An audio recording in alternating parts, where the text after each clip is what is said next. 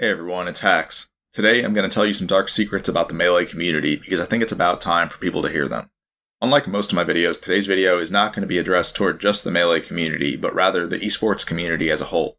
That's because I value a safe future for everybody in esports, and I happen to know that the Melee community is currently engaging in a pattern of behavior that threatens not only itself, but the rest of the esports world as well. Unfortunately, I've watched my entire community be subjugated by this threat over the years, and it doesn't seem that anyone else sees what I see anymore.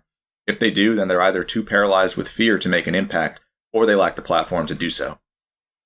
At first, I didn't want to give the esports world the red pill on what was going on within the Melee community. I saw that people were living happily in ignorance, and I didn't want to change that. But it seems that every year that goes by, the situation only gets worse. What drew the line for me was when I saw that the filmmaker Samox recently announced that he'd be releasing an edited version of the metagame documentary, which is set to air this weekend. I'm eventually going to explain why it should actually be illegal for this documentary to air, and why the Melee community needs to wake up to what's going on. For those who don't know me, let me introduce myself and explain why you should trust this video. I've been in the Melee community for 16 years, having been a top player for many of those years. Throughout my career, I've proved myself to not only be a top player, but also a top influencer for the community. Although I only have a moderate following, I've helped the Melee scene make technological progress in at least 5 major ways. The most notable thing I've done is create an ergonomic controller called the Box, which thousands of Melee players now use in order to avoid injuring their hands and wrists. But I've also done several other things. In 2017, I advocated for in-game software mods that gave quality of life improvements to GameCube controller users. These were adopted later that year. Then, in 2019, I explained why Melee needed an anti-stalling rule called the ledge grab limit. This rule set change was approved shortly afterward as well. Later in 2019, I started hosting a weekly tournament series called Hacks' Nightclub, which showed people that it was viable to play Melee on LCD monitors. Through the use of the latest technology, my tournament series gave people a glimpse at what Melee might look like in the future. And finally, starting in 2020, I began making educational videos that taught people about intricate Melee mechanics. All my videos went into great detail about mechanics that people had never heard of before, and were fact-checked several times for accuracy. I recommend checking out those videos if you haven't already, because today's video will be somewhat similar. Something to know about all the innovations I just described is that they all went against the grain. These were all radical ideas at first, but I helped show that they were the right direction for the community to go in. Today's video will go against the grain as well. However, today's video will have to do with politics rather than technology. People may not realize this, but the Melee community's politics are in shambles right now. There's something unthinkably evil going on right in front of our eyes here within the Melee community, and I have the evidence to prove it. Today's video will be tough to stomach, but the longer people remain ignorant, the worse the situation will get, so we don't have a choice anymore. The most difficult part about this video will be accepting that the evil I'm referring to is being perpetrated by a community leader. There's a quote that goes, "The greater the crime perpetrated by the leadership, the less likely the people will ever believe their leader's capable of perpetrating such an event." That is, unfortunately, a Hitler quote, but it's one that's very applicable to the current situation. There's a community leader who has caused this community to be filled with hatred, corruption, and greed, which are all things that the Smash community once didn't have. These things have become so normalized that the current generation of players doesn't even seem to realize what's going on, and that things weren't this way before.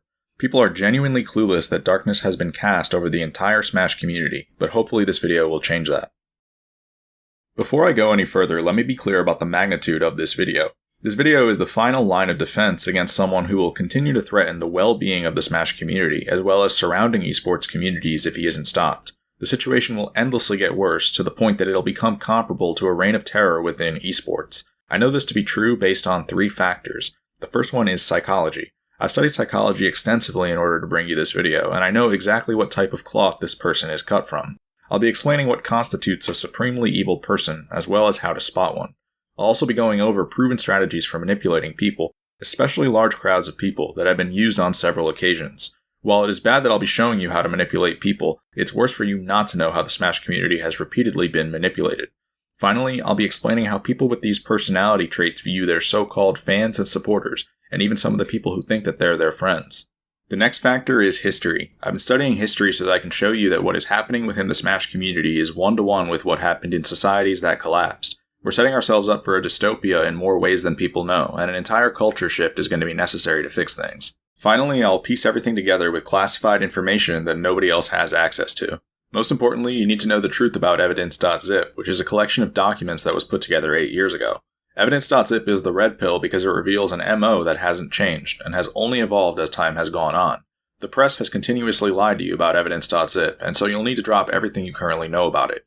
Evidence.zip will reveal that several events that have occurred in recent years were politically motivated in ways that the Smash community didn't realize, and that there was an agenda in motion the entire time. I'll also be backing everything up with my own personal experiences. I've been withholding a ton of information for this inevitable moment, and it's time to release all of it. Something I want to apologize in advance for is the fact that I'm going to betray several people's trust in me in order to bring you the full truth today. Private information must be leaked in order to tell the full story, and so I'm sorry to everyone who that affects. One last thing I want to go over is why I believe this is a groundbreaking video. This video is a case study for how a community can be uprooted without even realizing it. It will show how platforms such as Twitter, Twitch, and YouTube can be weaponized in the modern-day era of social media, and how laws should be implemented to ban certain strategies when it comes to these platforms. Similarly, this video will show how we as a society underestimate the impact of political and psychological crimes, and how we can't underestimate crimes that affect socioeconomics and people's mental health.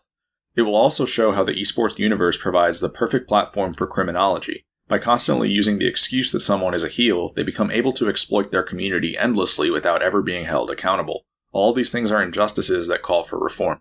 Most notably, this video calls for an entire community to undo its way of thinking. There's a cult of personality that needs to be broken up within the Smash community, and I have a feeling it will be after people find out what they become a part of.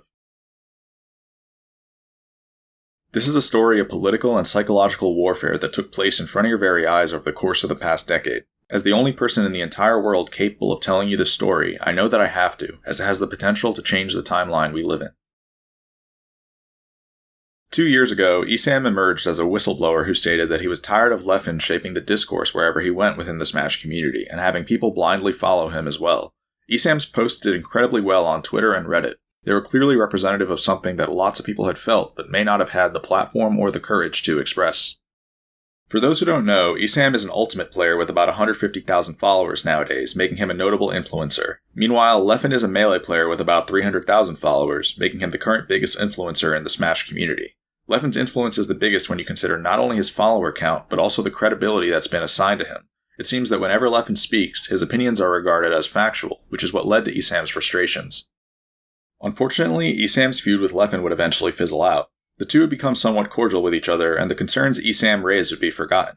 This is standard when you look at how a lot of feuds with Leffen go. One day someone will be beefing with Leffen, and then a few months later they'll be subjugated by him. This leads to awkward relationships with Leffen that feel very forced. The reason this happens is because people eventually realize that beefing with Leffen will cause you to be at war for the rest of your life, and so they give up. Leffen then gets his way, and the cycle of abuse repeats itself. In Esam's case, a whistleblower who raised very valid concerns was lost when he decided that he wasn't willing to keep going. Because time is running out for the Smash community, I'd like to reopen the case. In this video, I'm going to explain to you why Leffen is a disease that can be expected to fully erode the Smash community as well as several other esports communities within the next 10 years. I say this as someone who has known Leffen for exactly 10 years and knows exactly how predictable his trajectory is in terms of both scope and malicious intent. The Smash community simply doesn't understand the crimes that Leffen has already gotten away with, and will continue to get away with if the status quo is upheld. If you've read up on why Leffen was banned back in 2013, then it should be obvious that there's something fishy going on within the Smash community. When Armada issued Leffen's ban back then, he described Leffen as a chronic liar with no credibility whatsoever, and he encouraged people to always assume that Leffen is lying when he speaks badly of other people. Yet, 6 years later, and Leffen was able to terrorize the Ultimate community with opinions that people treated as factual. In the Melee community, there's a similarly strange disconnect. On one hand, there's the widespread belief that Leffen is a former villain who emerged as a hero, yet on the other hand, Leffen has clearly instilled fear into the current generation of players. This fear is entirely warranted when you consider that Leffen randomly attacks people with small follower counts, even going as far as to ignore their requests to be left alone. There seems to be no one truly safe from Leffen's wrath anymore, and so it makes sense for people to be on their toes.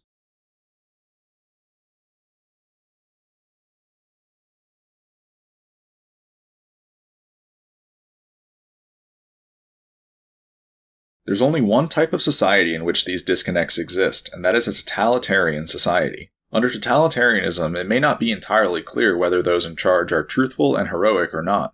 This is because while they give their citizens a place to live, totalitarians deprive their citizens of basic rights by controlling the press, performing mass surveillance, and resorting to state terrorism, which is when the state attacks its own citizens in order to instill fear. The reality is that totalitarians are neither truthful nor heroic, but they make their citizens think they are in order to mobilize them. This is done through either manipulation or force.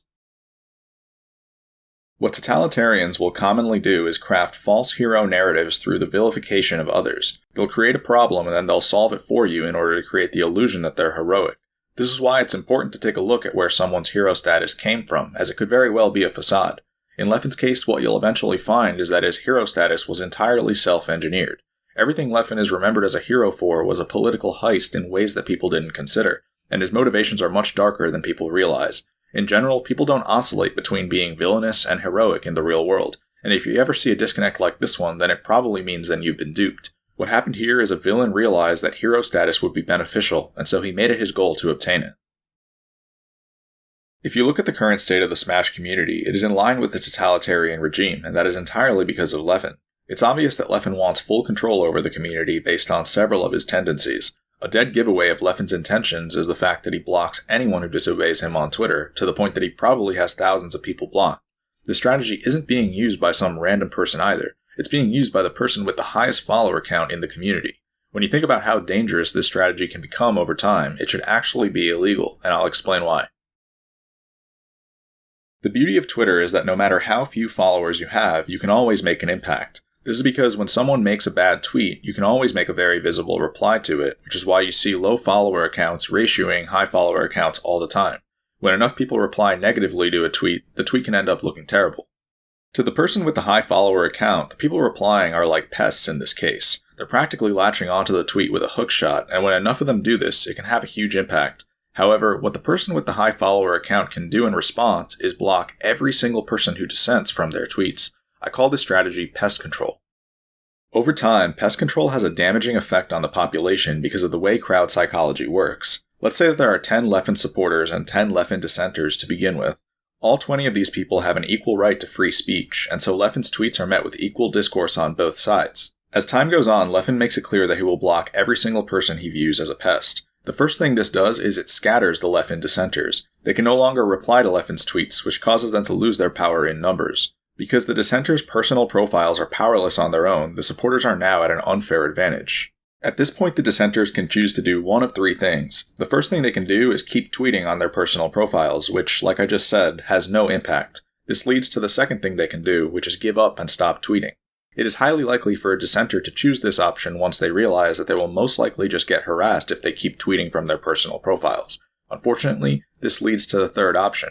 If a dissenter wants to remain involved in the conversation, then they only have one real option, and that is to turn to the dark side. By mutinying into a supporter, the dissenter is able to regain power in numbers and avoid social isolation. When you think about the effect pest control has on crowd psychology, it deserves to be illegal. It is a mass manipulation strategy that looks to encroach on people's free speech, and the only reason we didn't realize it earlier is because social media is still new to us. The reality is that by performing pest control, someone with a large following can filter out anyone who disagrees with them, and turn their social media account into a cult gathering. Pest control is nothing more than a censorship tool, and the fact that Leffen seems to have pioneered it speaks volumes. The next sign that Leffen wants control has to do with something called a preemptive defense. I'll eventually show you the article this excerpt comes from, but a preemptive defense is when someone goes out of their way to assure you that they're kind or trustworthy without any provocation from you whatsoever. Leffen happens to do this in his Twitch bio, where he states that he is honest to a fault. This is a preemptive defense that creates a false sense of trust between Leffen and his viewers, which he can then exploit. Another troubling statement in Leffen's bio is that he won't hesitate to ban trolls or idiots, which is nothing more than a delusion. In Leffen's mind, a troll or idiot is anyone who disagrees with him, which isn't normally what makes someone a troll or an idiot. The worst part is that Leffen even goes as far as to make the people he views as pests fill out unbanned forms if they want to return to his sanctuary. By forcing people to display obedience, Leffen is able to corrode the minds of the masses even further. These types of crowd psychology tactics have a dangerous effect over time, and are responsible for the disconnect I showed you earlier. Over the course of a few years, it is possible for someone using these tactics to go from being a pathological liar to being widely considered trustworthy. In addition to manipulating large crowds, Leffen also hunts down anyone who disagrees with him on practically anything. He's known to quote retweet people with microscopic followings as to embarrass them, and pressure them to delete tweets that speak negatively of him. It is rumored that he even name searches himself in order to find these people. In 2016, Leffen showed how ridiculously far he was willing to go to censor people when a content creator named Magic Scrumpy made a video called Nerfing Fox. The video didn't even necessarily imply that Fox needed nerfs, it just explained what they would theoretically look like if they happened. When Leffen saw that Magic Scrumpy had even suggested that Leffen's melee character was overpowered, he immediately began tweeting and streaming to turn his fanbase against Magic Scrumpy. This led to long-lasting beef in which Leffen seemed to want to discredit Magic Scrumpy as a content creator entirely and push him out of the melee community. Yet another thing I've noticed about Leffen is his Discord screen name, which is 2 dashes. This gives him alphabetical priority over everyone else. In this private netplay server, for example, everyone uses their regular screen name, but Leffen uses a strategic one to make people aware that he's present. Similarly, if you've ever watched Summit's online melee events, then you've probably noticed that Leffen's always commentating from a TV screen that is front and center. It seems that no matter where you go these days, Leffen is always watching, and everybody knows it. He was right. Yeah, funny enough, yeah. I think the scariest thing was when I did the pivot forward smash, because I immediately thought, oh no, Leffen's doing commentary, he's gonna get mad at me. Finally, the premier Melee podcast is called the 6-4 Podcast, which is named after propaganda that Leffen has pushed onto the Melee community. He hosts this podcast alongside Mango and Zane, so you don't have much of a choice but to watch it if you want to hear what they have to say. There's something fishy going on in the Melee community, and no one wants to talk about it. When you consider how ridiculous the lengths to which Leffen has gone to control community rhetoric are, it truly feels like a surveillance program. All of this happened gradually, but surely enough, it happened. The fact that not many people noticed it happening shouldn't surprise you either, when you consider that it's standard for totalitarianism to creep up on you. As the author Pat Miller explained in the book Willfully Ignorant, the best way to take control over a people and control them utterly is to take a little of their freedom at a time, to erode rights by 1,000 tiny and almost imperceptible reductions. In this way, the people will not see those rights and freedoms being removed until past the point at which these changes cannot be reversed. This quote describes exactly what happened to the Melee community. Aside from controlled rhetoric and surveillance, the status quo of Melee is totalitarian in several other ways. The state terrorism I mentioned earlier serves a purpose, and that purpose is to instill fear in a population. As explained by an article titled The Manufacturing of Mass Psychosis, fear destabilizes a population and makes them easier to control. By instilling fear, the population is primed for the crime of menticide, which means the killing of the mind. The best way to do this is to use waves of terror, which is when periods of fear are staggered with periods of calm in order to keep people on their toes. The article also warns that never before in history has there existed such effective technology for mass manipulation. Nowadays, social media allows people to quickly censor the flow of unwanted information. The same people who instilled fear can then offer a return to normalcy through a never-ending stream of propaganda. However, this comes at the expense of people's freedom. Once you realize that all the strategies I just listed are emanating from the same person, it becomes clear that a handbook is being followed. Leffen's inevitable tendency to feud with people at random has given him a hostile aura that people tend to want to steer clear of. The same exact person then floods the community with censorship, propaganda, and surveillance that we've come to accept as the norm. This pattern of behavior has only ever meant one thing historically, and none of it is a coincidence. Leffen gives off so many red flags that he's attempting totalitarianism that they're almost too easy to find. For example, one of his very first social media bios expressed genetic superiority, which is often a sign of a cruel and dehumanizing leader. Another example is the fact that Leffen has no respect for authority. He has, in fact, looked to embarrass authority on several occasions, despite the fact that we wouldn't have a scene without them. Welcome. Thank you, but I'm not happy until every aspect of godhood is like torn away, and there's only one god, and that's me. When interviewed in 2015, Leffen made it clear that he was intent on becoming the one true god of Melee, and that he wouldn't be satisfied until every aspect of godhood was torn to shreds. This made for great entertainment at the time, and so people didn't stop to consider the real meaning behind it. The biggest red flag of all, however, is something that no one would have ever guessed. Many studies have shown that one's personality can accurately be inferred from their social media avatar. If you think about the process that goes into choosing an avatar, this is obviously true. People will often use avatars of anime characters that represent their inner beliefs, which is why I need to raise an issue with something. Why did Leffen used to use an avatar of Light Yagami from Death Note back in 2016? If you understand who Light Yagami is, then it makes all too much sense when you consider everything else that I've told you. Light is a brilliant high school student on the outside, but an infamous political criminal on the inside, whose goal is to become the god of the new world. He's able to remain undetected for many years by outwitting everyone in his way. Essentially, Death Note is the story of a totalitarian regime that ends up casting darkness over the entire planet. The story that's unraveling right before our very eyes is strikingly similar to Death Note. The Death Note is a book that can be used to issue death sentences simply by writing someone else's name down. Should this tool fall into the wrong hands, it would terrorize an entire society. The funny thing is, Leffen is basically trying to turn his phone into the Death Note. Through the use of modern technology and a good understanding of crowd psychology, it's actually possible to create a Death Note nowadays, and people need to be wary of that.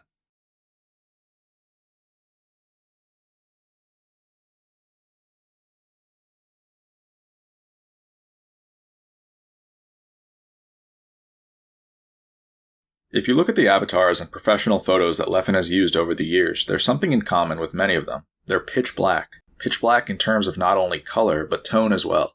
He has used avatars of demonic characters and pictures of himself grinning deviously, facing away from the camera while wearing a long black trench coat, being covered in shadows, etc.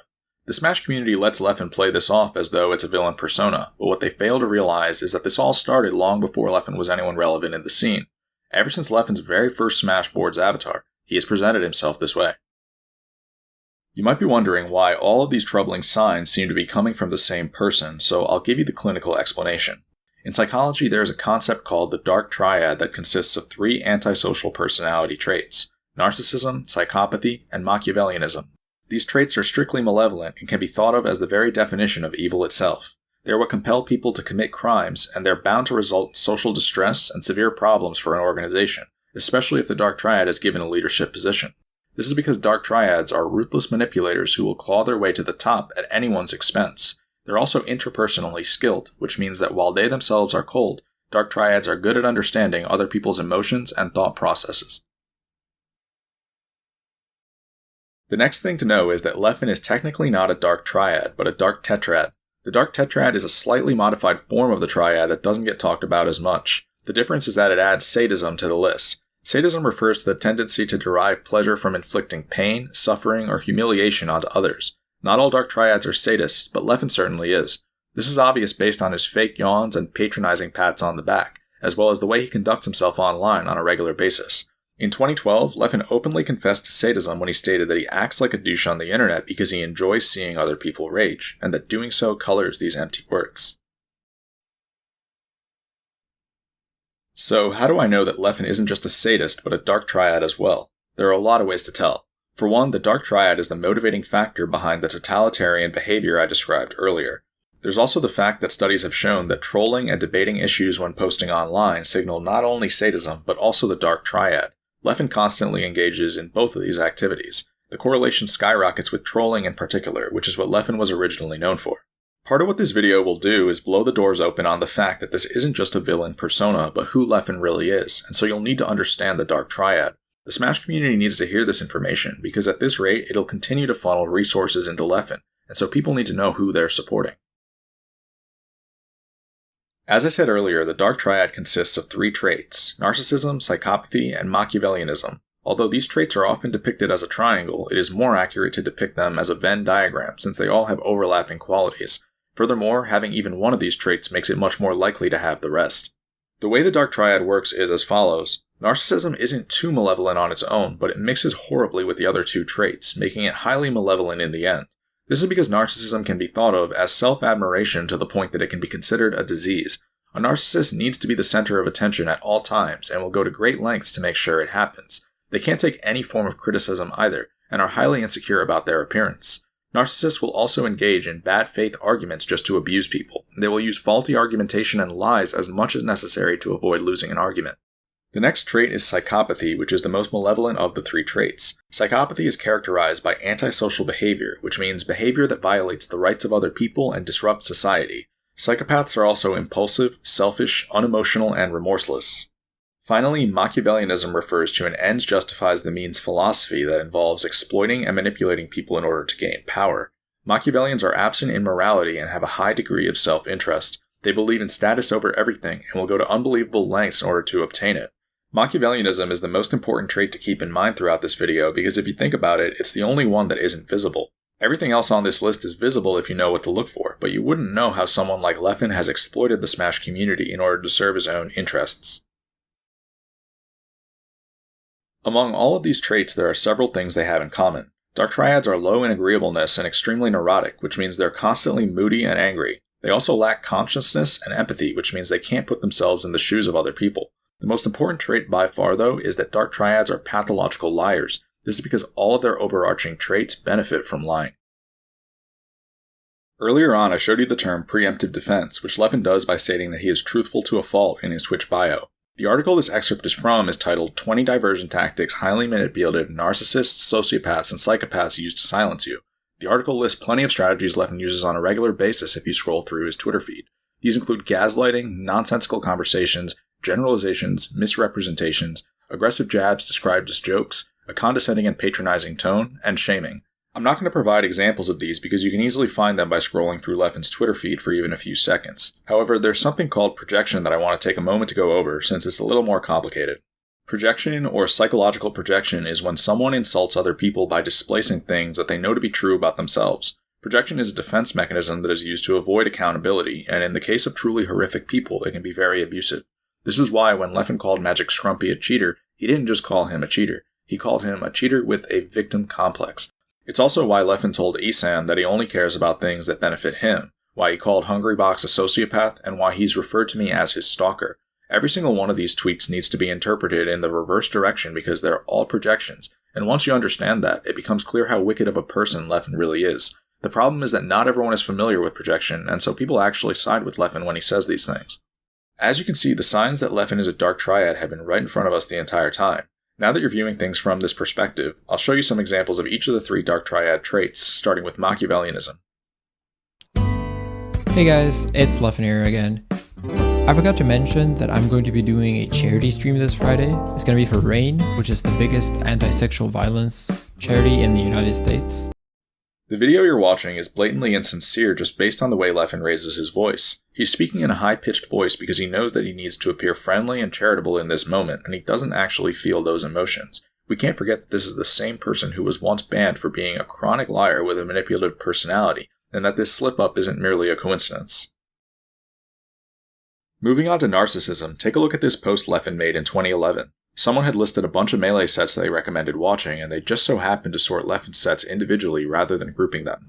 Leffen then commented that he liked how the way the sets were sorted placed more emphasis on himself, which is an extremely narcissistic comment to make.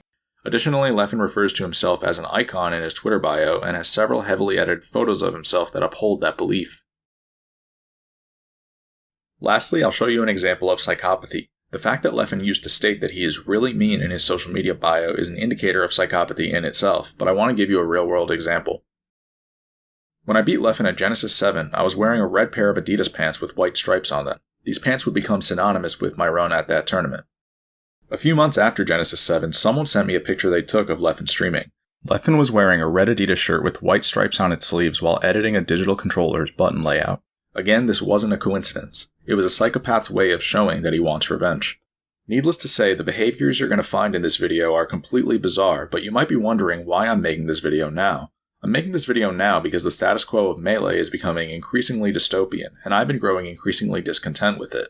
It seems that instead of opposing the Dark Triad, we've actually embraced it as part of our culture. When Leffen randomly attacks people from other gaming communities, for example, we watch and laugh. Then, our content creators turn it into the latest news. This leads to other communities telling us to take Leffen back to the shithole he came from. Even worse is the fact that we built a bot off of Leffen's AI and used it to broadcast his mindset to thousands of people. Once you realize why the people behind Deep Leffen Bot found Leffen's personality so fascinating, it's actually a lot more dystopian than it looks. Above all else, though, there was something that happened recently that drew the line for me, and it had to do with the filmmaker named Samox. For those who don't know, Samox is the director behind the original Smash Bros. Documentary that turned Melee into a major esport back in 2013.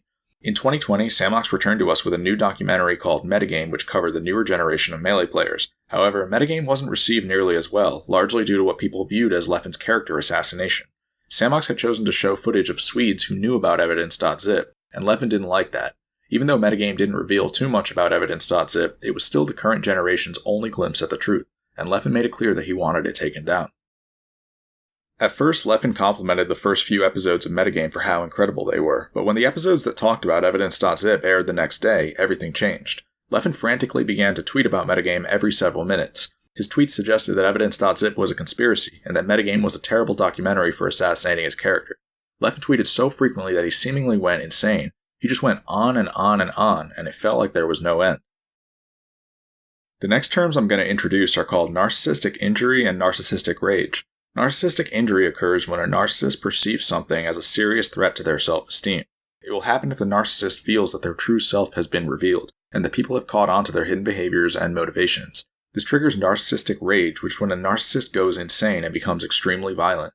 Narcissistic rage happens at the end of Death Note when the police force finally close in on Light Yagami, the mastermind behind years of political crimes that terrorized the world. After realizing that he's been caught, Light begins to laugh like a maniac and contort his body in strange ways while the police force watch in awe.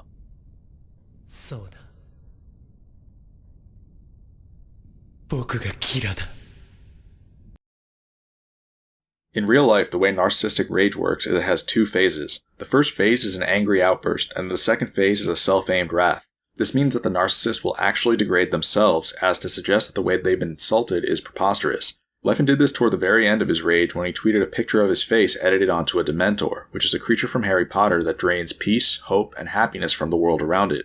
Although people saw this tweet as sarcastic, it was actually a lot more telling than they realized.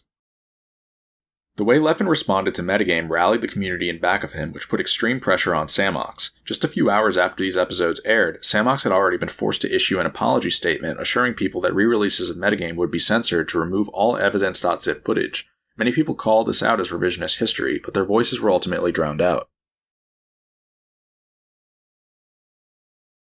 The problem with this entire situation is that if you think about it, Samox was screwed ever since the moment he decided to cover Leffen at all.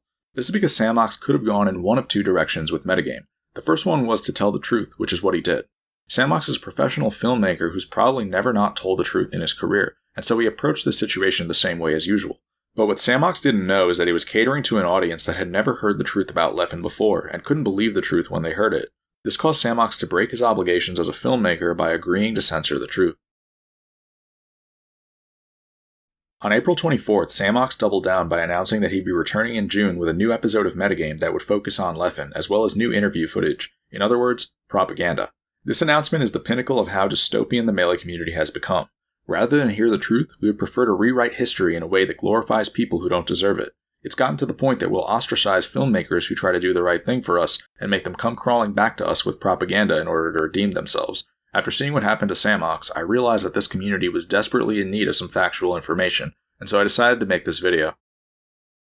The way this generation got here in the first place was through propaganda.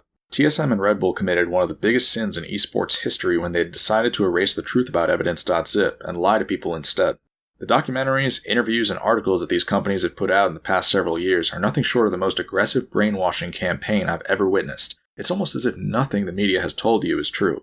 Leffen sponsors have made it seem as though he's a cheerful and positive role model, and they've had friends and family members testify on his behalf as well. This false narrative is amplified by interviews with other community members who know nothing about the truth either.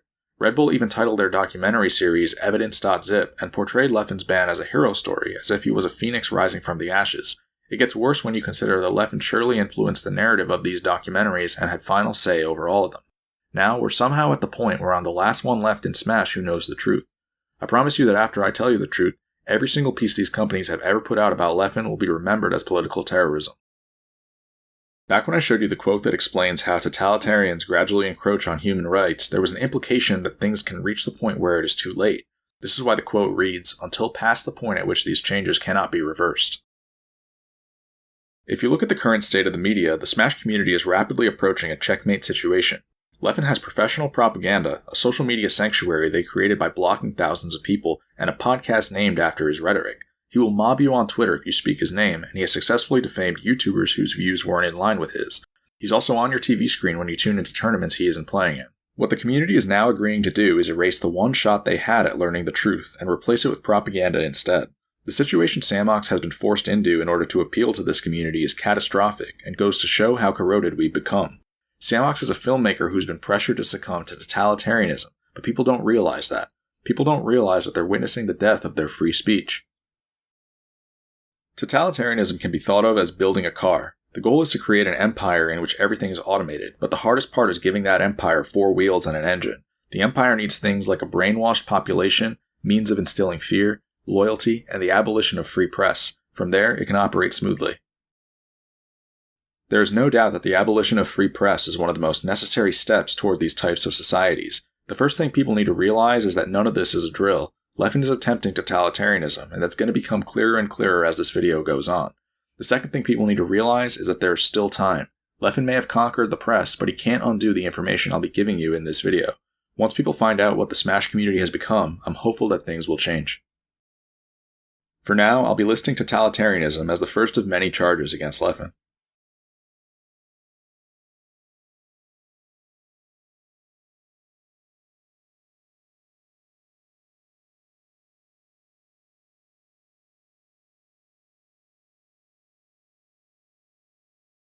I'm now going to tell you the true story behind Evidence.zip. I'm violating multiple people's privacy by doing this, but there's no other choice. 10 years ago, I made a thread on Smash boards that advocated for a ledge grab limit being added to the Melee rule set. I knew this rule needed to be implemented for a lot of reasons, but at the time, people didn't realize that. I assured people that one day they'd realize that I wasn't kidding. The same day I made my thread, a user named Leffen went well out of his way to destroy it. Leffen and I didn't even know each other, but he came across as incredibly angry and determined to undermine my credibility. He insulted me many times and told me that I was a moron for thinking that camping the ledge is broken.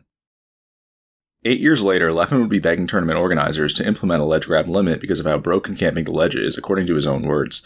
Players like HBox and Mewtwo had shown that ledge camping needed to be banned by then, and so Leffen was now in agreement with what I'd been saying since 2011.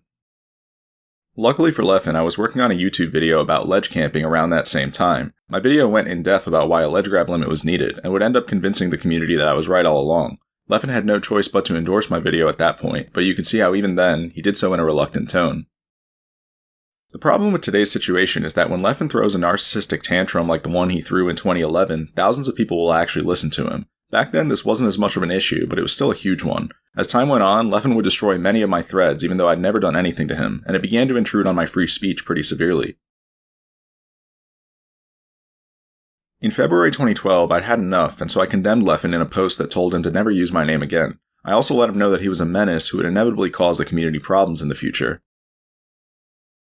After I made my post, Leffen's harassment didn't just get worse, it turned into stalking. I couldn't really go anywhere on the boards without Leffen being there, and it began to affect me a lot as a teenager. Smashboards was the only form of social media back then, and so this reached the point of me not wanting to sign onto social media at all. By early 2013, things had gotten to the point where I knew that Leffen needed to be banned from the community, and so I reached out to Armada. What Armada told me in response caught me by surprise. Armada told me that there was already a team of Swedes working to ban Leffen, and that I was welcome to join them. This is how I became involved with Evidence.zip. When Armada declared Leffen's ban official on February 9, 2013, he published some but not all of Evidence.zip. This is because Evidence.zip consisted of two parts, public forum posts and private testimonies. What you're looking at is the folder that was originally distributed to the public, which contained the forum posts. I'm the one who compiled the document with Leffen's Smashboards forum posts, which is why some people think I created Evidence.zip. I didn't necessarily create Evidence.zip, because other than that, I was just another person who testified. However, it is true that I bridged the gap between Sweden and North America. The private testimonies within Evidence.zip were never released due to their private nature. I'm going to betray several of my friends by showing them to you, because the world needs to see them. Evidence.zip consisted of 3 Swedish players, 3 Swedish TOs, and 3 American players. One of the American players and all 3 of the Swedish players are what we'll call prospects. These were people who felt that Leffen had made it his goal to remove them from the Smash community. I just so happened to be the sole American prospect. Other than that, there were 5 more people who felt that what they witnessed was more than enough to warrant banning Leffen.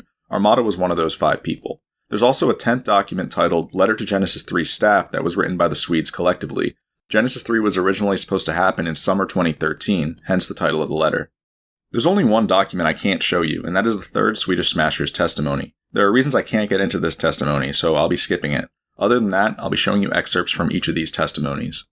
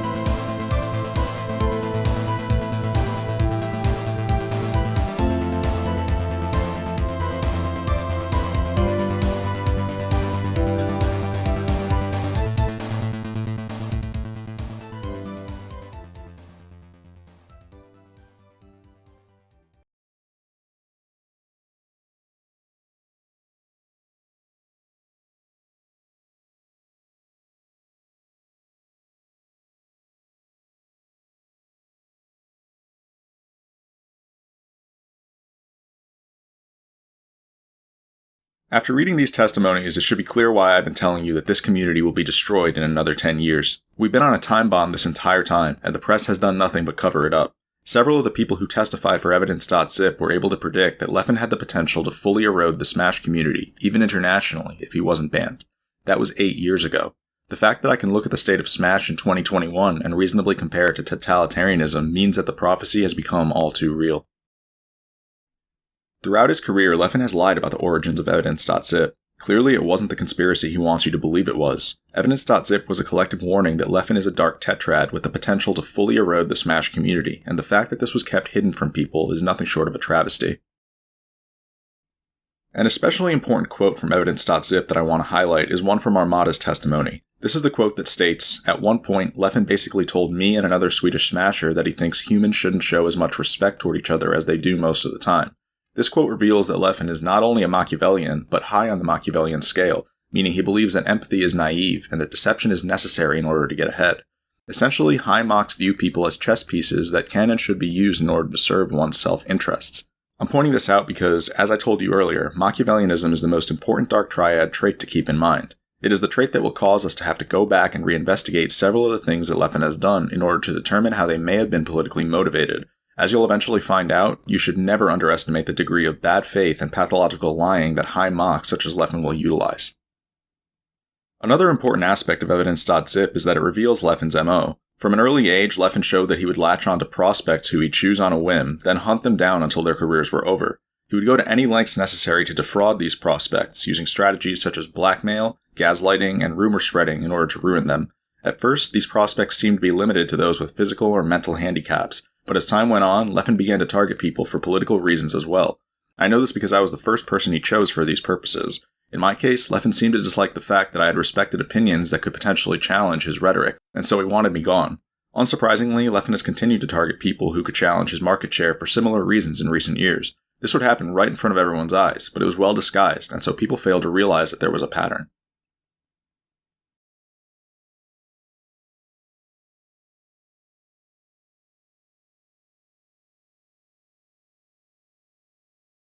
You should also know about what happened directly after Evidence.zip, because the press has lied to you about that too. Directly after Leffen was banned, he made it clear that Evidence.zip was a conspiracy and that he'd been wronged. He even said that he wanted to leave his past behind and cut ties with the Smash community. But on March 21st, 2013, Leffen had a change of heart. He suddenly decided that he was sorry for everything, and he confessed to several of the things that he had done, citing depression and anxiety as the motivating factors. The apology Leffen issued got covered by the Score Esports' documentary on him from 2018, which has 1.5 million views. It's the apology that people cite to this day, and the one that people believe is real. What the people who read Leffen's apology didn't know was that they had been manipulated. On the exact same day Leffen issued his apology to North America, he also issued statements on the Swedish forums that warned them that they had defied him. Last year I talked with one of the Swedes who testified for Evidence.zip about the fact that Leffen's apology was insincere. Although the Swedish forums are no longer accessible, he confirmed that Leffen's apology was fake. This is made even more obvious by an excerpt from the letter to Genesis 3 staff, which explains how Leffen initially responded to being banned over in Sweden. The excerpt explains that Leffen had condemned the Swedes to the point that he seemed to want to take revenge on them. The excerpt also warns the reader that Leffen is someone who will endlessly claim victim status in order to evade accountability, which is exactly what he did in his fake apology.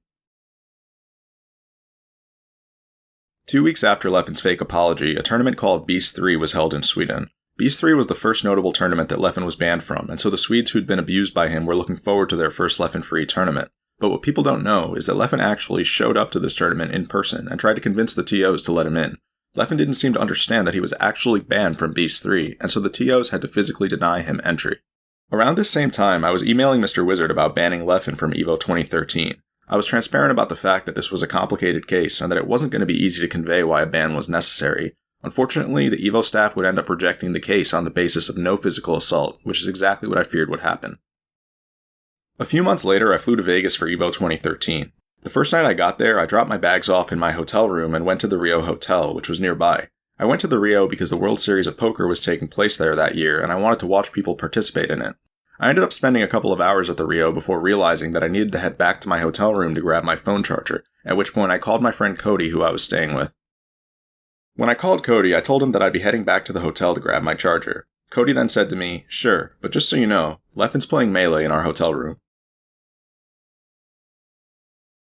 When Cody said that to me, it was one of the weirdest things I'd ever heard. A lot of people vaguely knew that Leffen and I had beef, but people didn't know that this was the same person I had just tried to ban from the tournament we were at. Of all the people who could have ended up in my hotel room, the fact that it was Leffen wasn't a coincidence. He wanted to cause some sort of disturbance, and he succeeded. When I got back to the hotel, I didn't actually enter my room. Instead, I had Cody hand me my phone charger at the door. Leffen sat inside of my hotel room while all of this happened. These are logs showing that I discussed the situation with Cody last year. Later that weekend, something similar happened. I had spent a lot of EVO 2013 with my childhood friend J-Man, who was approaching retirement from Melee around that time. What I noticed is that during certain parts of the weekend, Leffen would make efforts to befriend J-Man, which led to lots of awkward moments where I didn't want to approach J-Man because he was with Leffen. This exact strategy was described by one of the Swedes who testified for Evidence.zip, who stated that after he began avoiding Leffen, Leffen looked to finish him by taking his friends away from him, which caused issues in his social life. These types of interactions show the ridiculous lengths Leffen will go to torment people once they're on his hit list. As you can see, Leffen never actually expressed remorse for the actions that got him banned. In fact, he did the opposite. He made no efforts to change either, which should have been obvious based on the way he barked when he took games off of Armada at Beast 4 in 2014. The problem is that 8 years have passed since Evidence.zip, and Leffen now has the entire Smash community in his back pocket. Someone with a Dark Triad mentality is able to severely disrupt society when given this much power, and Leffen has done exactly that. However, people haven't been viewing things from this angle, and so they never saw any of it. As I said earlier, Leffen would eventually transition into a full-fledged political con artist. The goal of his cons can be summed up in one phrase: socioeconomic resource transfer. Leffen is a Machiavellian who will do anything to get ahead socioeconomically, which means he'll go to unthinkable lengths to acquire fame and fortune. Between these two things, fame is Leffen's priority. He wants people to be controlled and underneath him so that he can continue to broaden his influence. I'll be showing you how Leffen has exploited the Smash community many times in order to achieve this. Another term you should be familiar with is socioeconomic resource drain. This term is appropriate because it describes the fact that Leffen often targets people such as myself who he views as political adversaries. Leffen's goal here is to drain his adversaries socioeconomically in order to further secure his position. This is a standard strategy for achieving totalitarianism. In Nazi Germany, for example, Hitler purged a large group within the Nazi Party in 1934. He viewed the people within this group as potential threats to his ascent, and so he needed them gone. Surely enough, this scheme was instrumental in Hitler's rise. Finally, social parasite is the term we'll use to describe someone who resorts to either of these strategies. In Smash, or any community for that matter, it's an unspoken rule that your success shouldn't come at the expense of others. Social parasites like Leffen don't believe in this mentality, and so they'll gladly exploit their community and their fellow competitors in order to ascend. Unfortunately, this opens the door for all sorts of immoral ways of getting ahead that people wouldn't normally consider, which have largely contributed to where Leffen is today.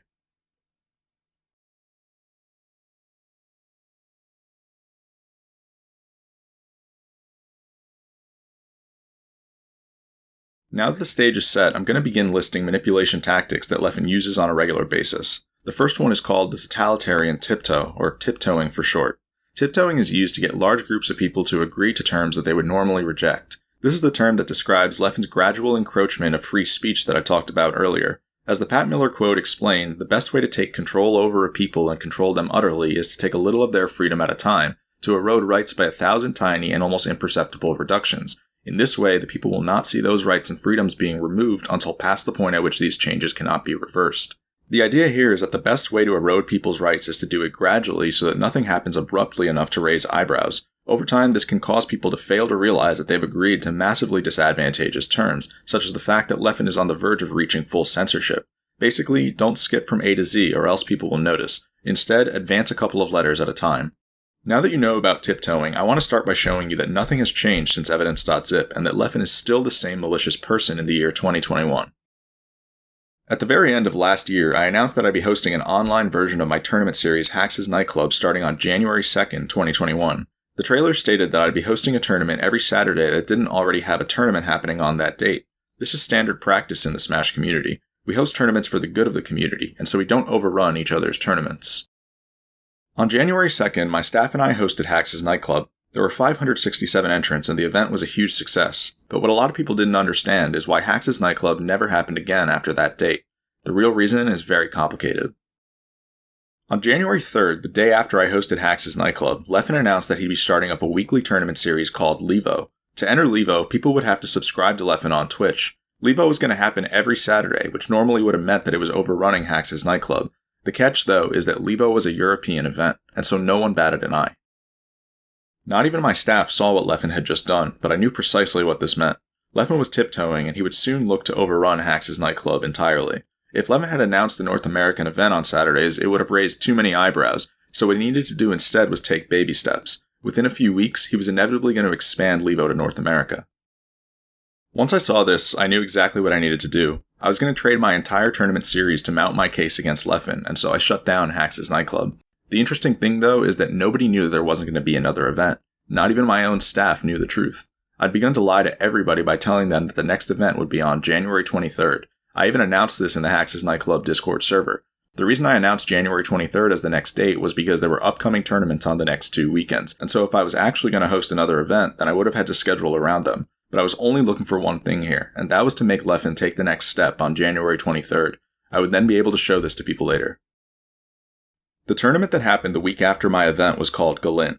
I ran fake ads at Galint because I needed to be absolutely sure that Leffen would see them. The ads said that the next Hax's nightclub would fall on January 23rd.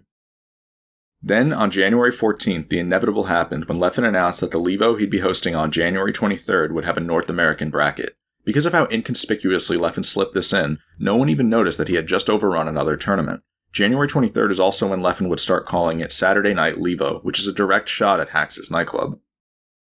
Before I go any further, let me explain why this is so significant. Leffen wanted to overrun my tournament in order to weaken his longtime adversary. However, he knew that if his original announcement on January 3rd said that he'd be hosting a North American tournament on Saturdays, people would have brought up the fact that the East Coast had just gotten a major tournament series, and that he was blatantly overrunning it. So instead, Leffen started by hosting an EU-only tournament. Then, 2 weeks later, he slipped in an announcement that he'd be adding a North American bracket. This allowed Leffen to overrun Hax's nightclub without anyone noticing. The steps Leffen took reveal a high degree of Machiavellianism. Not only does this show that Leffen has the capacity to manipulate the community, but it also shows complete disregard for the community. Whereas Hax's nightclub was a free event, Levo requires you to sub to Leffen on Twitch, which means Leffen was willing to take a free event away from the community. This also shows the capacity for resource transfer, resource drain, and socially parasitic behavior. Leffen's con may have been directed at me, but he was willing to exploit the community in order to execute it. One of the reasons I shut down Hax's nightclub completely was because I wanted to see how Leffen would lie to people afterward. This would end up happening a month later. On February 27th and 28th, there was going to be a major European event called The Upset.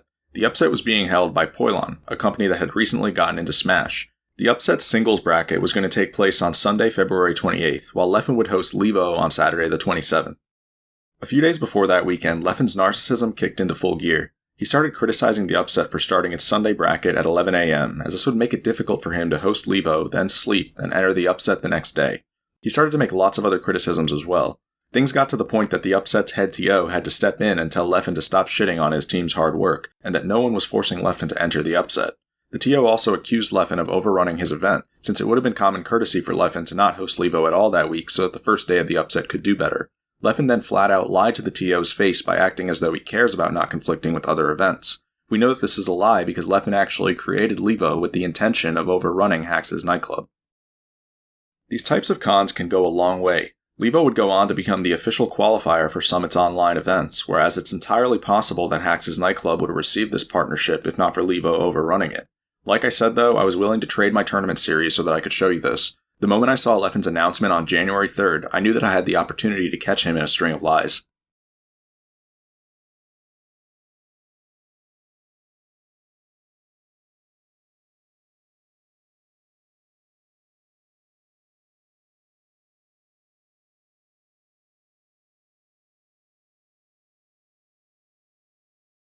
The crazy part is that in January, Leffen launched not one but 2 political cons at me. While all of this was going on, there was another con aimed at the box, which is the ergonomic controller that I sell. The con began on January 5th when Leffen tweeted that he'd be live streaming a review of a box he just got in the mail. This was yet another tiptoe. Just like when Leffen tiptoed by announcing Levo, he was now tiptoeing once again.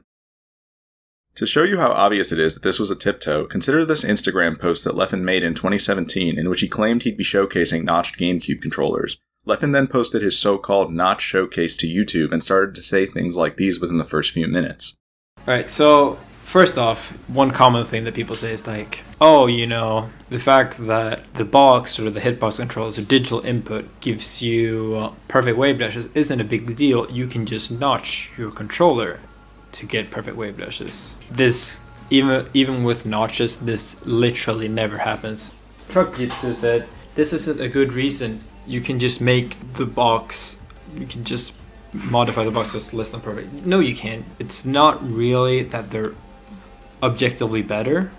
It's that it's 100% consistent. It's perfect. It's far more important to be 100% consistent than 100% perfect in Melee. And that's the inherent problem with having digital input. You play outside of the rules. Leffen's notch showcase wasn't even about notches. It was a video intended to convince you that the box needed to be banned. The only reason Leffen used a different title was to trick people into watching the video. This is why when you see Leffen claiming that he'll be reviewing the box 4 years later, he's obviously being deceptive here as well. They both are kind of fingerprint magnets, but I think the box is worse. For the hand position for this one, I actually feel like these buttons are like too high up, but I have never seen this many cuts on anything ever. It has a billion small cuts. Within the first few minutes of Leffen's review, it becomes pretty obvious that he's tricked people into watching a stream of him ripping into the box the entire time. I don't actually care about the comments you heard him making just now, but the comments that came afterward are the ones that would end up causing huge problems.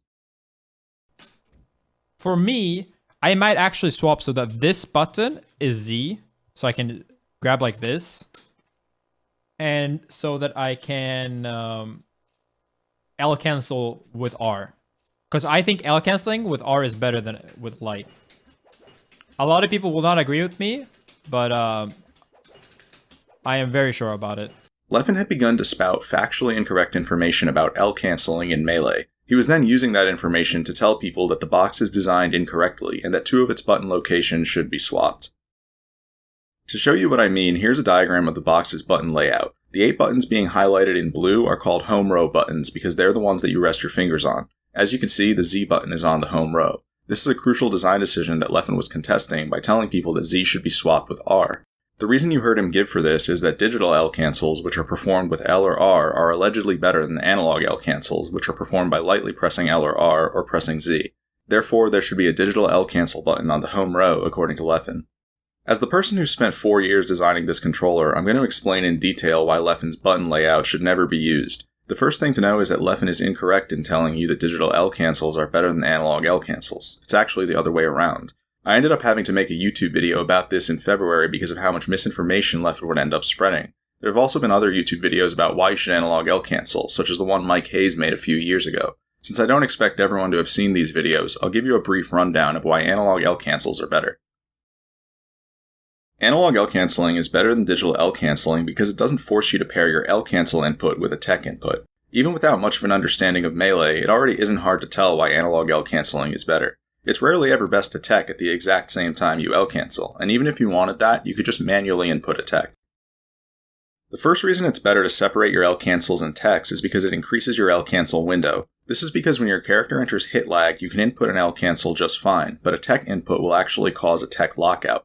Meaning, if Fox presses L during hit lag in this situation, it'll become impossible for him to tech the shine that he gets hit with, and so he shouldn't do so. What Fox should do instead is analog L cancel by pressing Z during hit lag, then input a tech afterward. This lets Fox take advantage of perfectly good hit lag frames for his L cancel input.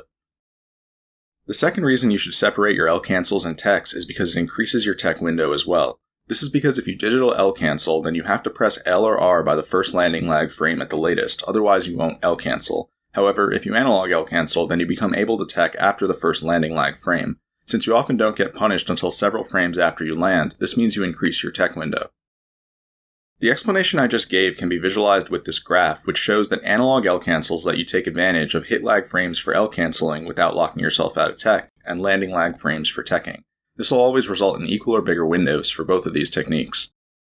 The reason this is significant is because Leffen had begun to tell people that his layout had the better L canceling method on its home row, which was false. The default layout has the better L canceling method.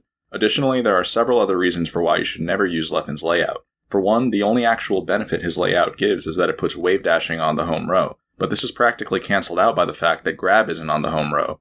Then there's the fact that wave dashing out of light shield is unviable with Leffen's layout. This is because if you're holding the light shield button down with your ring finger on his layout, then you have to pick your ring finger back up in order to wave dash. I tested Leffen's layout a bunch and found that you lose about 5 frames whenever you do this, which isn't an option in a real match. Believe it or not, those aren't even the most egregious things about Leffen's layout. The worst thing about Leffen's layout is that it creates two unergonomic motions, which defeats the entire purpose of the box in the first place. The first one is analog L canceling, and the second one is jump cancelled shine followed by wave dash, which is a common motion for Fox and Falco. On the default layout, you can analog L cancel your aerials while keeping your wrist in one place, but on Leffen's layout, you have to quickly shift to the top row in order to analog L cancel, which will cause pain in the back of your wrist. Similarly, on the default layout, you can comfortably JC shine, then wave dash by pianoing to the left twice. But on Leffen's layout, you have to piano to the left, then to the right, which will irritate your ring finger. This will happen because the middle and ring fingers are the only fingers that don't have their own independent muscles, which is why it's difficult to move them without moving some of your other fingers. It's bad practice for a button layout to make these fingers work against each other when they need to work with each other on a biological level. When you compare the list of pros and cons each of these layouts provide, it becomes obvious that Leffen's layout should never be used. Telling people to use this layout is like telling them to uninstall System32 from their PC. It's something they should never do, unless they willingly want to use a defective product. The problem is that Leffen's narcissism compelled him to find something wrong with the box at all costs. He couldn't just conform to using the box. He needed to coin his own layout, even if it meant misleading people about Melee. Leffen would end up doing this by insisting that digital L cancels are better than analog L cancels, as this would give him the angle that his layout has the better L canceling method on its home row. Over the course of the next few weeks, Leffen would display the willful and malicious intent to lie about this game mechanic. After Leffen began broadcasting on January 5th, the false claim he had made about L canceling quickly made its way to the box Discord server. A moderator named Haystack immediately pointed out that Leffen's L canceling argument was faulty because analog L cancels give you the choice over when to tech, which means they're always equal or better than digital L cancels. Haystack was correct. However, the belief that digital L cancels are better would begin to gain traction just because Leffen had said so. The first attempt to correct Leffen was made just a few minutes later. No one in Leffen's chat had contested what Leffen was saying despite it being wrong, so a box moderator named Slamist felt the need to intervene. He told Leffen that analog L cancels are better than digital L cancels. Take a look at what ended up happening to him. User Slamist. One timeout? Yes, sounds about right. Melee is not for the average person.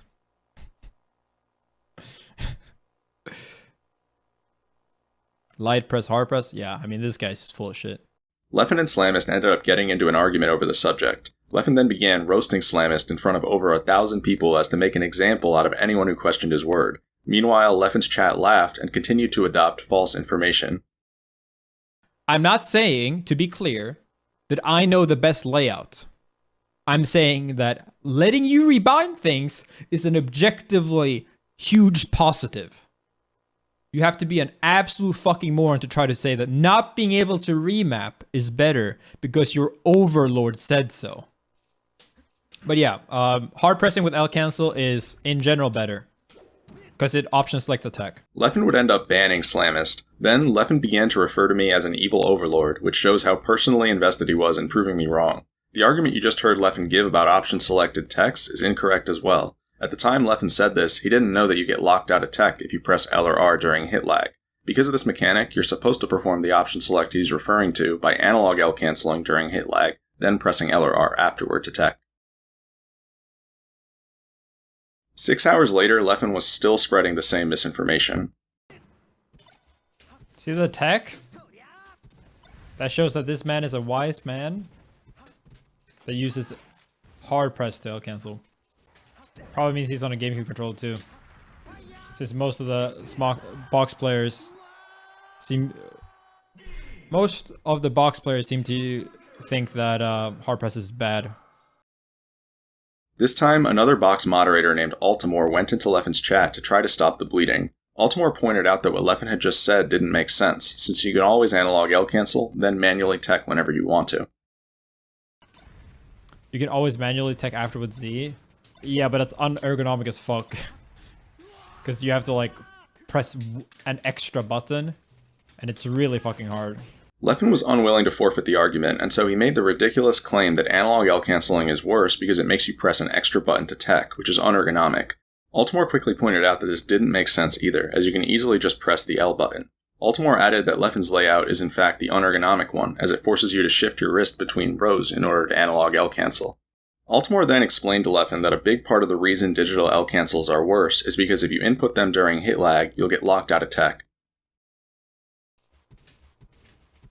Like if you do an air and it's 5 frame hit lag and you press L there, and then you can tech 5 frames after the L cancel, it doesn't give you a tech. Leffen had to ask Altimore for clarification about why this tech lockout occurs. Altimore then clarified that when you input a tech during hit lag, the game interprets it as you inputting a tech multiple times, which causes a lockout.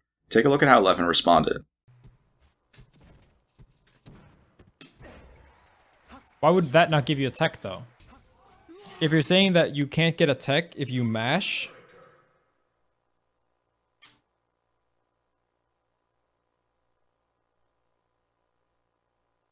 can't mash tech.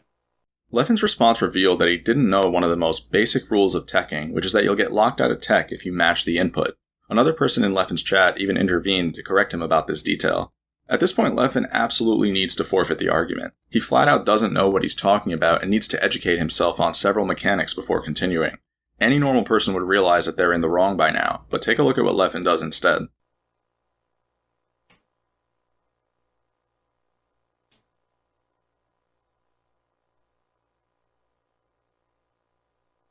But yeah, exactly. But that means you're landing the move. I don't get it.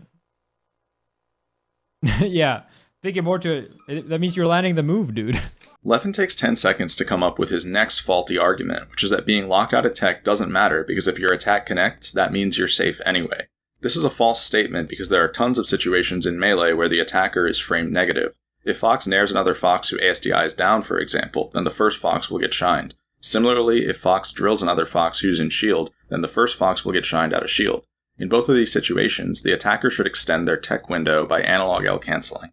Altimore and Leffen would end up going in circles for the rest of the night. Eventually, Altimore gave up on trying to get Leffen to stop misinforming people. Then, the next day, Leffen continued to broadcast the idea that digital L cancels are better. So that's the left layout. Also, it makes L canceling with hard press a lot easier, which I think is clearly optimal. Leffen was refusing to face the facts just so he could coin his own button layout, and it was taking its toll. The misinformation he was spreading would start to cause mass confusion. Less experienced players were rapidly beginning to believe that the box was designed incorrectly, and that they should L cancel the wrong way as well. It was eerily similar to when ESAM complained that Ultimate players were treating Leffen's word as law. A week later, another moderator named Otak began to take serious issue with what Leffen was doing. Otak said it was weird for a player as good as Leffen to use such a bad button layout, and that he was actively misleading box users into thinking that there was something wrong with their product. Otak added that it was even worse that Leffen was misinforming people about L canceling, as this would damage the entire Melee player base. On January 18th, Leffen started to take his fraudulent rhetoric to Twitter. He posted a Twitch clip which explicitly stated that digital L cancels are better than analog L cancels in its title for all 300,000 of his followers to see. By this point, Leffen had also implemented chat commands to ramp up the rate at which people would be misinformed. It seemed that the more we tried to educate Leffen, the more he saw that we were growing frustrated, and so he retaliated with even more lies. At this point, Otak had seen enough, and so he confronted Leffen in a separate Discord server about the misinformation he'd been spreading. This would mark the third attempt to get Leffen to stop lying. Just like with Altimore, Otak's conversation with Leffen went nowhere. Leffen would insult Otak multiple times and make generalizations that kept things going in circles endlessly. After Leffen continued to refuse to see Otak's points, Otak gave up on trying to talk to him, and ended the conversation by saying that there's no world in which digital L cancels should be viewed as a silver bullet solution.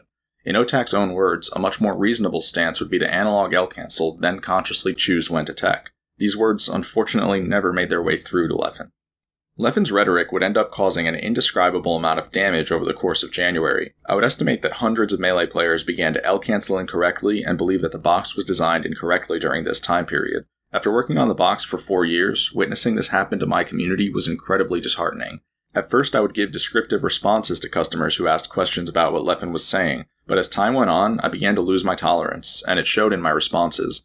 On January 1st, a customer named Treelock said that he was trying out the R and Z swap because it had been recommended by not only Leffen, but another Swedish player named Pipsqueak as well. I responded by saying that Pipsqueak is Leffen's bitch, as to imply that Pipsqueak would simply parrot anything that Leffen said, and that it didn't make the R and Z swap any better. Pipsqueak then cherry-picked this statement and took it to Twitter on February 4th, which made me look like a bad person for saying this about him. His tweet provided no context, but it began to get decent traction. I had now somehow managed to find myself in a bad PR situation because of Leffen's lies. When I saw Pipsqueak's tweet, I responded with a tweet that I've since deleted. The tweet read, frauds like you and Leffen are actively damaging the box community by advising people to swap the locations of R and Z. If you're going to advise people to use a bad button layout, then you've got blood on your hands. Deal with it. I'm sure people still remember this tweet because it gets referenced to this day. No, my tweet wasn't polite whatsoever, but that's because my company had been getting defrauded for the past month by a pathological liar. Unfortunately, Twitter didn't see things this way, and so I ended up getting ripped on for several weeks. Pipsqueak would make follow-up tweets suggesting that people should stop listening to me, and other people made tweets that joked about how much I had taken offense to a button swap. Yet as I've shown you, swapping certain button locations can completely destroy the box, and I was simply trying to protect my customer base. After I deleted my tweet on February 4th, I issued an apology statement in which I said that I'd acted unprofessionally. My apology was insincere and was only meant to perform damage control. I'd done absolutely nothing wrong, and I shouldn't have ever been in this situation. I consider my apology very similar to Samox's statement from December in which he apologized for telling you the truth about Evidence.zip. We're at the point where companies and filmmakers can find themselves in bad PR situations if they don't conform to Leffen's lies. It's incredibly dystopian, but it's also the reality. After seeing me end up in a bad PR situation, Otak actually quit the Melee community that same night. I later asked him if he was really done, and he confirmed that he was, because according to him, Leffen had ruined the community. Otak compared Leffen to Trump in the sense that they both cultivate ignorance in their audiences and plan out everything politically in ways that people don't see. Even after February 4th, Leffen would continue to spread his rhetoric, but now Leffen wasn't just going after L-canceling. He was completing the con by going after the box's layout. But I was thinking that, like, you know, for the layout stuff, like for the box layout, it's actually crazy how much better my layout is. The more I play and the more I think about things, the more I realize, like, how bad the default one is. Remember when I said that if Leffen were to throw a narcissistic tantrum like this one nowadays, it would cause serious problems? Now you know that I wasn't kidding. Leffen chose to set up his stream every day and knowingly lie about game mechanics in a way that would damage my company's customer base and PR. I even ended up having to make a YouTube video to debunk the lies he was spreading, but it's not like my video undid nearly all of the damage. After I made my video, Axe contacted me in private to thank me for making it. He said that he didn't know why so many people had been L-canceling the wrong way lately, so I told him it was because Leffen had been lying to people. He lied to people day after day after day, and abused the fact that a lie told often enough becomes the truth.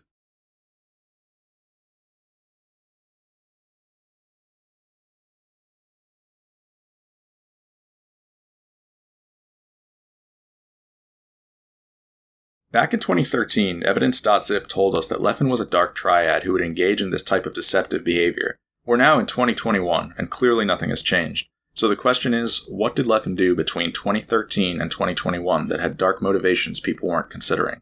As it turns out, he did a lot.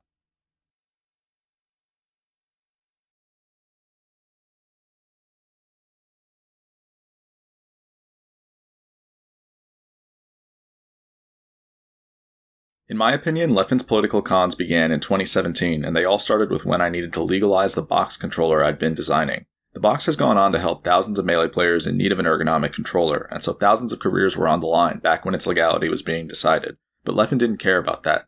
He wanted me gone, and so he was going to get the box banned at any cost. On January 19, 2017, I announced to the Melee community that I'd be returning on a controller called the Box. I had just spent a few years away from the game due to hand and wrist injuries, and people were happy to see that I'd not only be coming back, but helping out other Melee players in need as well. Then, the exact same day I made my announcement, Leffen hosted a stream in which he made the following comments. There's absolutely nothing. There's no proof or even anecdotal evidence the Smashbox is better for your hands. I feel like there's a real concern that other top players could develop severe hand issues as well. Well, his was like, it feels like it's genetic. He has like arthritis and stuff like that. And Hax's was honestly his own. Like, yes, I do worry that other people get hand issues, but I also think that it's 95% at least their own fault, and then like 5% the GameCube controller or whatever. Everything you just heard Leffen say is false. You just heard him say that there's no proof that keyboard controllers are more ergonomic than GameCube controllers, which everyone knows is untrue. He also lied about my hand injuries by claiming that I have genetic arthritis, which I don't. I have osteoarthritis, which is from wear and tear. The fact that Leffen felt the need to make these lies on the exact day of my announcement made it obvious what was to come. 2 months later, I would encounter Leffen at Summit 4, which took place between March 2nd and 5th, 2017. When I first got to the venue, I saw SFAT, PewPew, Ice, and Leffen playing teams, so I said hi to all of them. Then, within 5 minutes of my arrival, Leffen got up and asked me to speak with him about the box, so I obliged. Him and I then went into a different room. My conversation with Leffen would end up being an interrogation in which he tried to get me to commit to certain lines of logic about how the box would be legalized. Leffen kept asking me questions about GameCube controller mods and in-game mechanics that the box's legality might affect. A week after I got home from Summit, Leffen began to flood Twitter with misrepresentations of everything I had told him. He even spread these misrepresentations to TOs such as Jabali and Mr. Wizard to try to reach a ban verdict as quickly as possible. When people asked Leffen what I thought about his tweets, he would clarify that I was in agreement with him, which wasn't true. And so I told Leffen that he was acting maliciously by putting words in my mouth. This was when things got even weirder. Leffen clarified that he had no malicious intent, but that he had made contact with the engineer who I was working with at the time. To be clear, Leffen lives in Sweden, and my engineer lives an hour away from me in New Jersey. When I saw Leffen's tweet, I realized that he had formed a strategic friendship, as he usually does. I didn't think too much of it at the time, but it would end up coming into play later. A week later, Leffen began to flood YouTube with anti-box propaganda. The first video he made was released on March 21st, 2017. It was only a minute long, and it was called Box Controller Exposed. The video focused on a mechanic called 1.0 Cardinal, which is a mechanic in Melee that causes your analog stick value to increase by about 1% if you can pinpoint the final value along the cardinal. This improves things such as dash speed and DI by about 1%. Since the box is a digital controller, it can pinpoint this value every time, whereas GameCube controllers may struggle to do so. That being said, 1.0 Cardinal is a touchy subject, and it's easy to misconstrue certain things about it through the use of crafty language. It also affects up or down. This also affects airspeed. It also affects even the smash DI and normal DI. So you can literally DI further on a keyboard or a digital input. Do what you will with this information. Leffen's video is incredibly disingenuous for several reasons, but the public didn't realize this. For one, the fact that Leffen's video is only a minute long and ends with "do what you will with this information" means it isn't intended to educate people, but to spread fear. There are several arguments Leffen's video doesn't mention, such as the fact that 1.0 is a microscopic advantage that would never warrant banning a controller. Then there's the fact that some GameCube controllers are way better than others at pinpointing 1.0 due to hardware differences, yet those controllers aren't banned. There's also the fact that 1.0 should be fixed on UCF, at which point it isn't even a discussion anymore. Leffen's video wasn't intended to be truthful about any of these things. The very next day, Leffen followed up with another video called Digital Input DI Meta Incoming. What Leffen shows in this video is that if Peach upthrows Fox and he DIs away with 1.0, he will escape her down smash, which he can't do with the value before that. But what Leffen doesn't show you is that this is only true at exactly 0%. Starting at 1%, the value before 1.0 is enough to get Fox out of this combo. Another thing Leffen doesn't show you is that even when Peach upthrows Fox at 0%, she still needs a frame-perfect down smash input in order to hit Fox on the frame before he lands. If Peach is even a frame late, then her down smash will miss. This means that what Leffen shows in his video is practically irrelevant because it needs not one, but two very precise conditionals. Releasing these types of deceptive videos when my career was on the line wasn't a joke, but Leffen's intention wasn't to be honest. It was identical to when you saw him lie about L-canceling for political purposes earlier this year. 2 days later, a tournament called Royal Flush announced that I'd be competing at their upcoming event. Royal Flush had invited me to play on the box, and so I accepted. However, within 2 hours of Royal Flush announcing that I'd be in attendance, Leffen hounded the TOs about redoing their controller rule set. This caused Royal Flush to rescind their invite. When Royal Flush rescinded their invite, I didn't care too much, as my engineer and I were mostly focused on a separate project at the time. Our separate project was called the Arduino. This was an electrical mod that gave the GameCube controller improved capabilities such as dashback, shield drop, and 1.0. While it isn't talked about too much anymore, the Arduino is largely what paved the way for UCF. Even though I was banned from competing in Royal Flush, I was still going to go so that I could see people demo the Arduino for the first time. What I didn't know is that while I was working on the Arduino, Leffen had secretly been making arrangements with my engineer for an Arduino to be given to him at Royal Flush. My engineer had never told me this because he had no idea that Leffen was malicious. However, when I met up with my engineer at Royal Flush, he revealed to me that he'd be giving an Arduino to Leffen later that weekend. Once my engineer told me this, I literally began to shake him by his shoulders. He refused to believe me that we were being sabotaged. I still remember my engineer saying, "I'm sure he just wants to try it out," as if Leffen was just another customer. I had to make it clear to my engineer that he didn't know who the fuck he was dealing with. I then forced him to give me the Arduino back.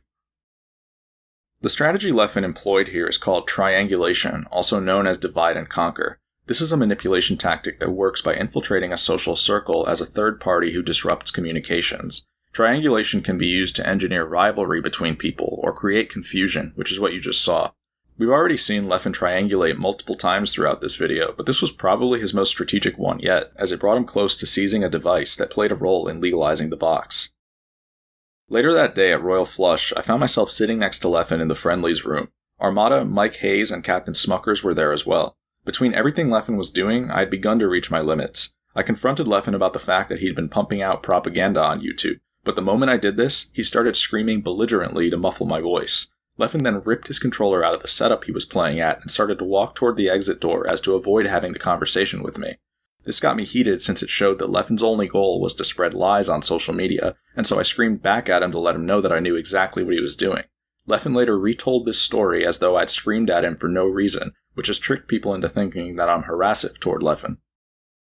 The same exact day, Leffen had the audacity to come back into the Friendlies room to ask me if he could have the Arduino. He'd found out that I'd taken it away from my engineer, and so he approached me with a smile and a polite voice. When Leffen did this, I told him to fuck off. Leffen then said, verbatim, that Arduino was supposed to be mine. I told him to fuck off again. As Leffen angrily left the Friendlies room, I noticed that he had his phone out. I already knew what this meant, so I followed him out of the Friendlies room and into the hallway. I started to tell Leffen that I would have given him the Arduino if he had good intentions, but he didn't. He was still the same person he was back during Evidence.zip. The entire time I tried to talk to Leffen, he kept his face buried in his phone. He didn't even turn his head to look at me. He then began pacing away from me as he typed something. At first, I tried to keep up with Leffen, but he eventually began pacing so fast that I wasn't going to bother anymore. After I let Leffen get away, I checked his Twitter account, and surely enough, I found a tweet that suggested that I'd done something wrong by not giving him the Arduino. Leffen had typed that tweet out right in front of my face as I tried to get his attention. Later that week, Leffen would also host streams that talked about how I hadn't given him an Arduino that was supposed to be his. This caused my engineer to realize that I was right about Leffen all along. Leffen would continue to flood YouTube with anti-box propaganda during this time. All of his videos were intended to fearmonger and spread misinformation. He would misconstrue several game mechanics, and continue to challenge the fact that ergonomic controllers were even necessary. The lengths he was going to destroy me were unbelievable. Eventually, I couldn't take any more of Leffen's abuse. At Smash and Splash 3, I saw him lose to Zane, which was a major upset at the time. This led to me taking a shot at Leffen on Twitter. I called him out for losing despite the fact that he had notches, which he had constantly been misrepresenting in order to get the box banned. At first, Leffen didn't respond to my tweet for a while, but later that night, he blew things insanely out of proportion. Leffen posted logs of a private conversation I had with him in 2016 in which I came to him with a confession. I'd been suffering from PTSD for 3 years at the time, and I needed help. This PTSD resulted from the chronic harassment and stalking I'd been subject to in 2011 and 2012, and it had been causing me severe insomnia. The reason I used to have PTSD is because I didn't understand psychopathy back when I was a teenager, and so I didn't understand why someone was stalking me so obsessively. Apparently, when I gave Leffen this information, he viewed it as a way to stalk me again in the future while blackmailing me. It's still probably the most evil thing I've ever witnessed. After Leffen posted these logs, he tweeted that he had tried to be nice to me despite how terrible I'd been to him. I know it's hard to believe, but Leffen really did tweet that. Tons of people then told Leffen to take the logs down, so he did. However, when someone told Leffen that he shouldn't have posted the logs under any circumstance, Leffen claimed victim status and told him that he couldn't take my harassment anymore. To be clear, I never harassed Leffen during this entire time period. I only ever confronted him because he was trying to end my career. The same person then pressed Leffen about the fact that it still wasn't okay. This was when Leffen referred to me as his stalker. It's very important to realize that this was a projection, and that Leffen was openly confessing to the fact that he stalks me, just as he was confessing to several of his other flaws back when I showed you some of his other insults. After Leffen projected, he told the person that he was done speaking with them since they insisted on victim blaming. This interaction shows exactly why Evidence.zip urged the reader to understand that Leffen will always claim victim status, and that they need to be able to see through it. Less than a week after this all happened, I released my Arduino project to the general public. Leffen tweeted within a few hours to encourage people not to trust me, and to view my work as if it was research funded by a cigarette company. When I released lengthy box documentation a year later, Leffen made the exact same tweet. Ironically, my box documentation contained nothing but factual information. There was even a long chapter on 1.0 Cardinal, the mechanic that Leffen had spread propaganda about in order to get the box banned. If not for Leffen, I never would have had to write this chapter, but I needed to debunk all the lies he'd been spreading. Leffen ultimately failed to ban the box, but his intentions were clear the whole way through. He wanted to remove me from the community at any cost, even if it meant banning a controller that thousands of people would end up needing. Looking back at it, Leffen's success would have been catastrophic. It would have cost so many players their careers. Between all the cons Leffen's launched at me, there's been a common denominator. He doesn't give a shit about this community. When Leffen wants to defraud someone, he will do it no matter how much collateral damage it causes. So far, you've seen him overrun a free tournament series, teach people to L-cancel the wrong way, and convince people to desecrate their ergonomic controllers. 4 years prior to that, he tried to deny people the right to even use an ergonomic controller in the first place through blackmail and propaganda. Leffen was the only beneficiary in all of these situations. At this point, one of the biggest mysteries is surely how Leffen ever managed to attain hero status within the Smash community. He's done absolutely nothing heroic this far in the video, yet he somehow made people think this to be true of him. The way Leffen achieved hero status was through a series of political cons that would take place over the course of the next 3 years. This is because narcissists will strategically claim victim status and hero status in order to get ahead. Victim status, which you've already seen Leffen claim, allows the narcissist to evade accountability, while hero status allows the narcissist to mobilize people underneath them. But to obtain hero status, the narcissist must create a common enemy, which often comes at the expense of innocent people.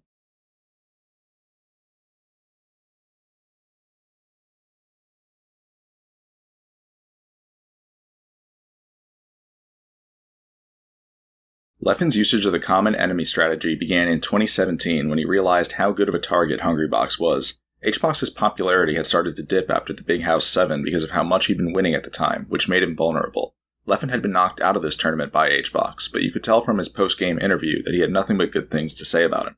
Lacked focus, and in those moments, I just died every time, especially against Hungrybox. I played well overall, but then during edge cards and like when he just approached me with Pound, I would just like let up for a second, and then he destroys you. He's really amazing at like noticing your weak points and just instantly killing you for it. Yeah, he's like real. Dude's reactions are crazy. Yeah. It's like there was one moment you just like did like a spot dodge.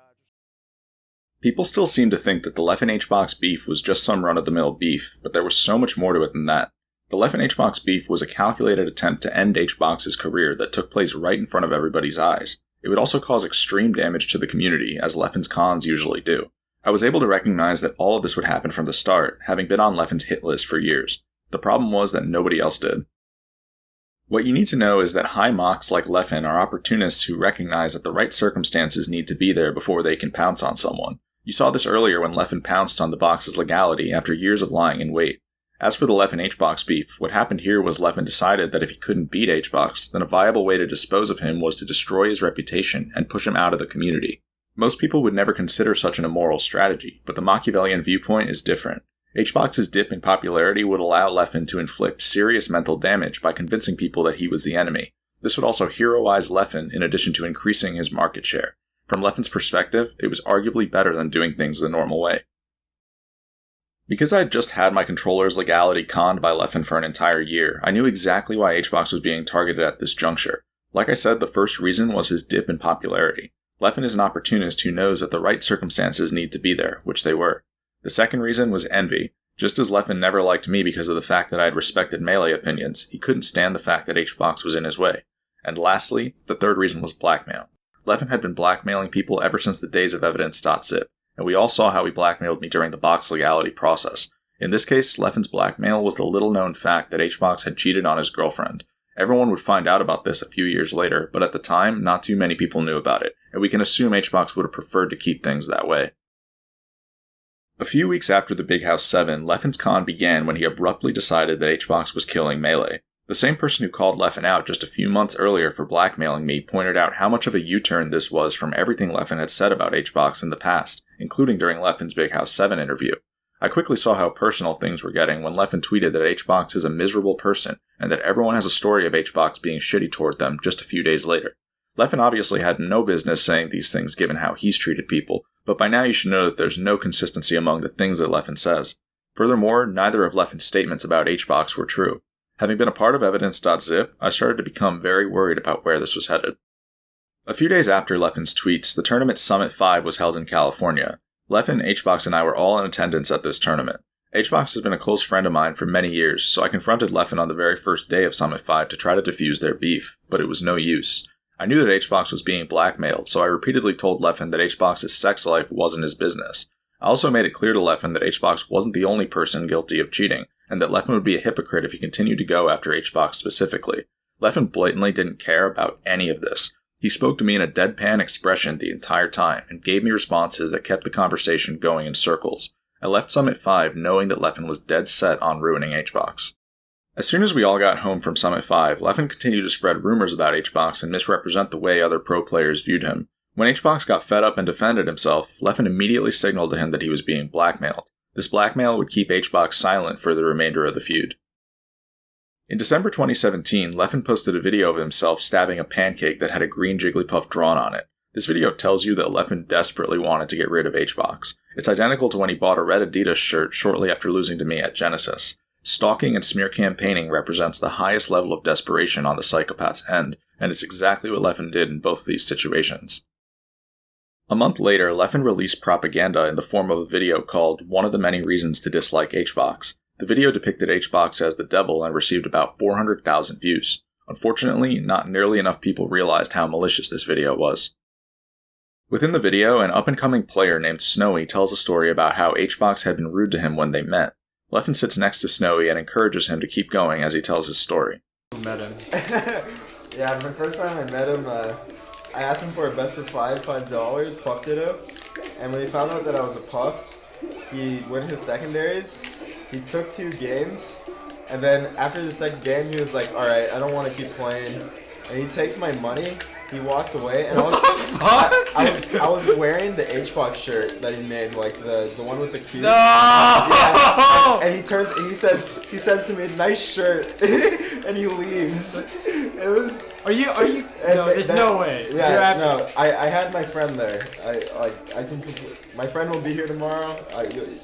You'll know. Like it was Dude, this is like a villain story. No. Guys, join the resistance. Not only is the thought of Leffen accusing anyone of being mean toward new players comical, but if you actually look into how Leffen treated Snowy behind the scenes, it becomes clear that Snowy was used. On July 19, 2018, Leffen referred to Snowy as his slave, and on February 7, 2019, Leffen looked to silence Snowy for speaking positively about Jigglypuff.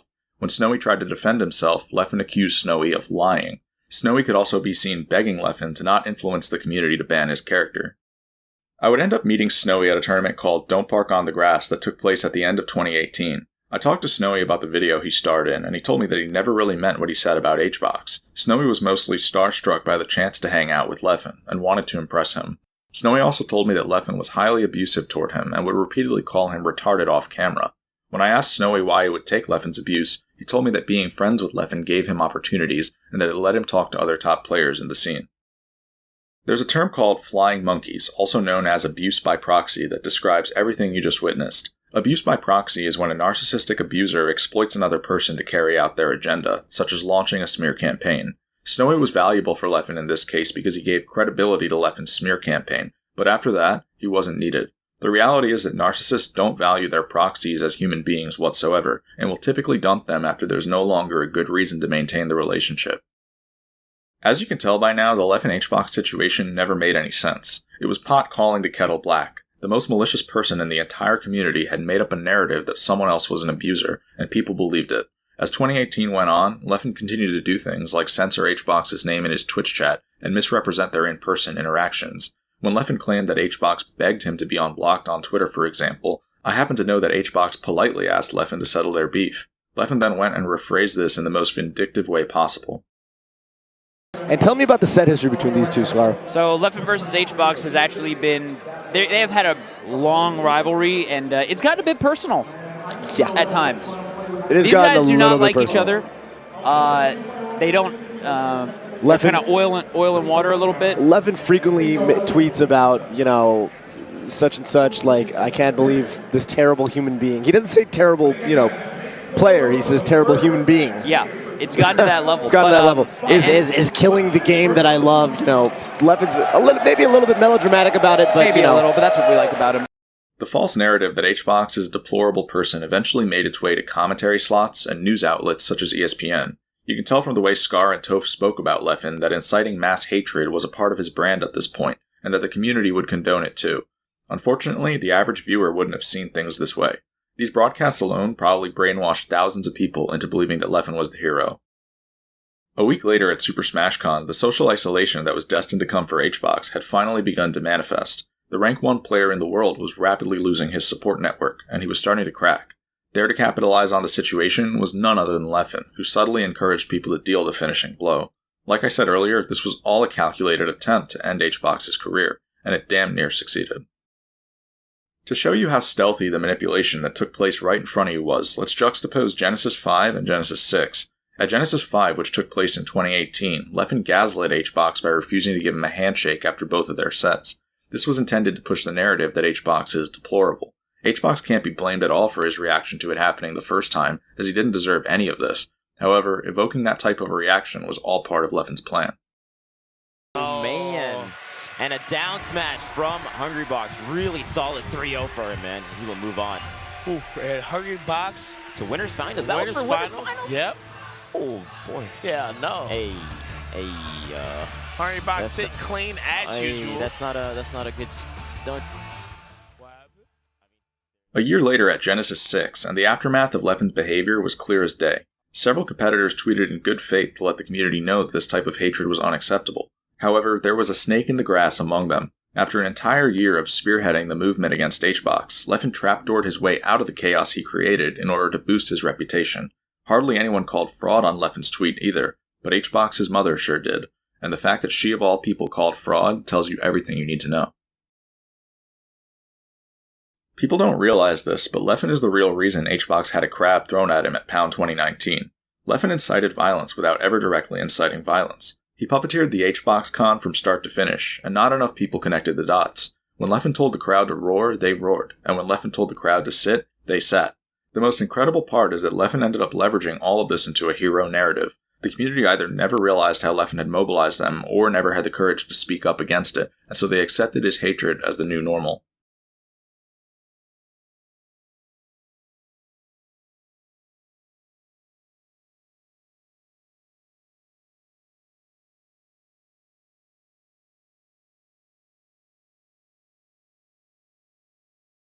Years of Research is probably the con I'll catch the most flack for defending, but there's so much worth talking about here in terms of political angles that were never considered. When people look back at Years of Research, they don't seem to remember it correctly, so I want to share a different perspective.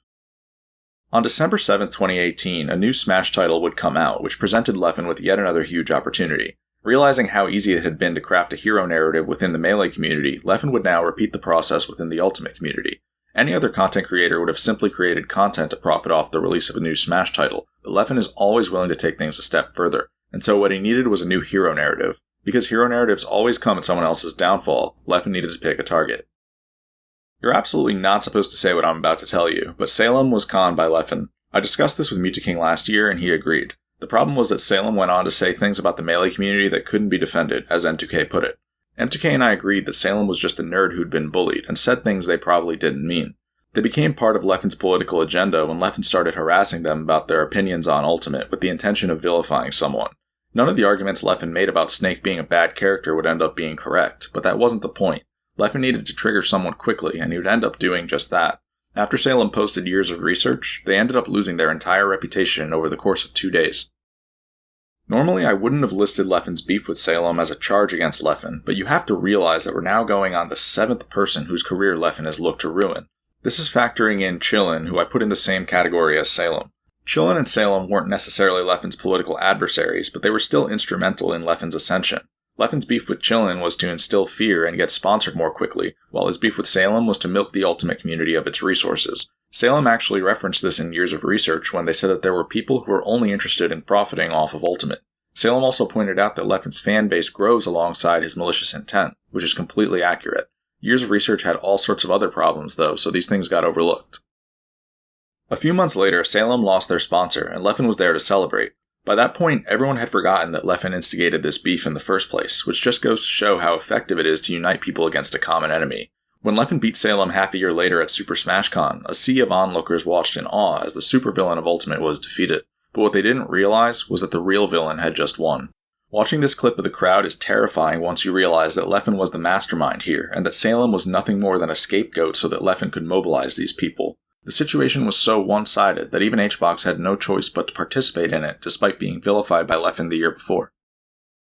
Leffen could have picked anyone as his target in this situation, but I'm almost positive I know why he picked Salem. If you look at who won EVO titles for Smash in the Mandalay Bay, the most recent winner at the time was Leffen. Before that, you had HBox, who Leffen had already gone after, and then you had Salem. When you consider the fact that Leffen has a god complex and will target people for trivial reasons like these, it makes perfect sense. Leffen may very well have taken offense to the fact that Salem once stepped foot on the same stage as him, and so he wanted to make it clear that only he was worthy of that stage. This is obviously nothing more than a theory, but it's something to keep in mind.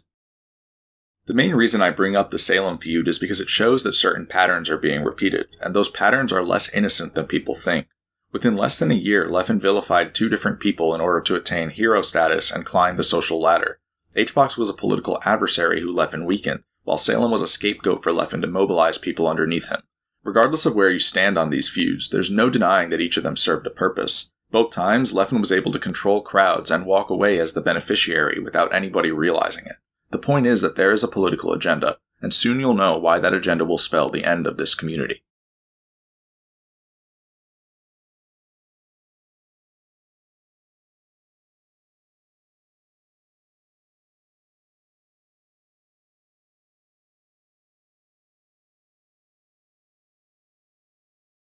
Up until now, I've shown you that Leffen will approach every situation with the most profitable political angle he can come up with. He undeniably has a dark triad mentality that believes in exploiting others in order to ascend.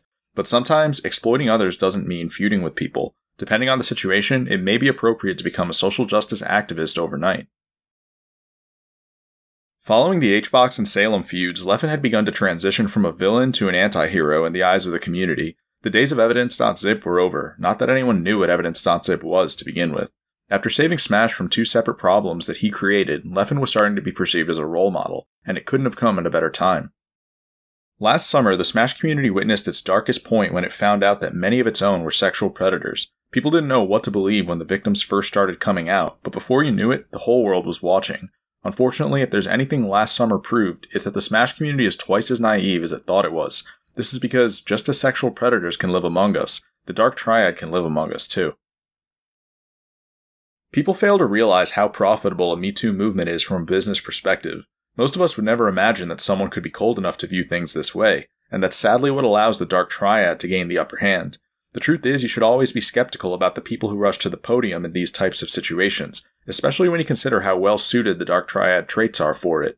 By taking the helm of a Me Too movement, narcissism is rewarded in the form of worldwide acclaim, psychopathy allows one to remain unemotional throughout the whole process, and Machiavellianism allows one to take advantage of the scattered masses who need a leader.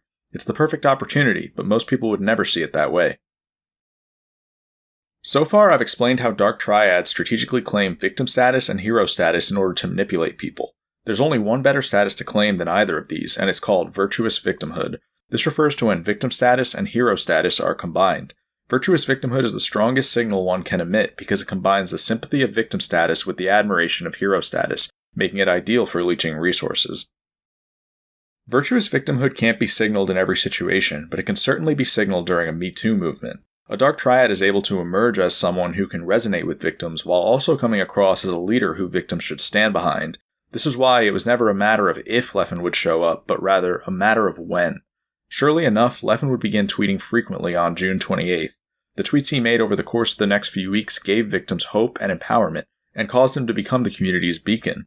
Leffen's actions were showered with praise by community leaders, and not a soul stopped to question his intentions. His ability to take the helm of Me Too so easily despite his dark past made me realize how wide the gap between perception and reality is within this community, and that the situation was worse than I thought. If you listen closely to what Leffen says in this clip that Rishi tweeted, you'll start to realize that something went wrong here. Yeah, I also agree that saying you stan, while I appreciate it if it's about me, I still think it's bad. You should hold me accountable. If I'm not entertaining, if I'm not doing shit like that, then don't fucking follow me. Don't watch me. I'm not your friend. I'm an entertainer. I'm a pro player. You shouldn't assume that I am a top. Just because I'm a top player, that I'm a top person, that I'm a great person, because you don't know me. It is very easy as a streamer to do your bad shit during the hours you don't stream. By July 2nd, the number of allegations had begun to ramp up, and so Leffen made a YouTube video in which he discussed the situation. He also made a second video on July 15th. These videos received over 1 million hits combined. I'll play a couple of quotes from them that I've selected. The people these people hurt don't deserve to just be a summary and just to be like, these people overall have been abused, right?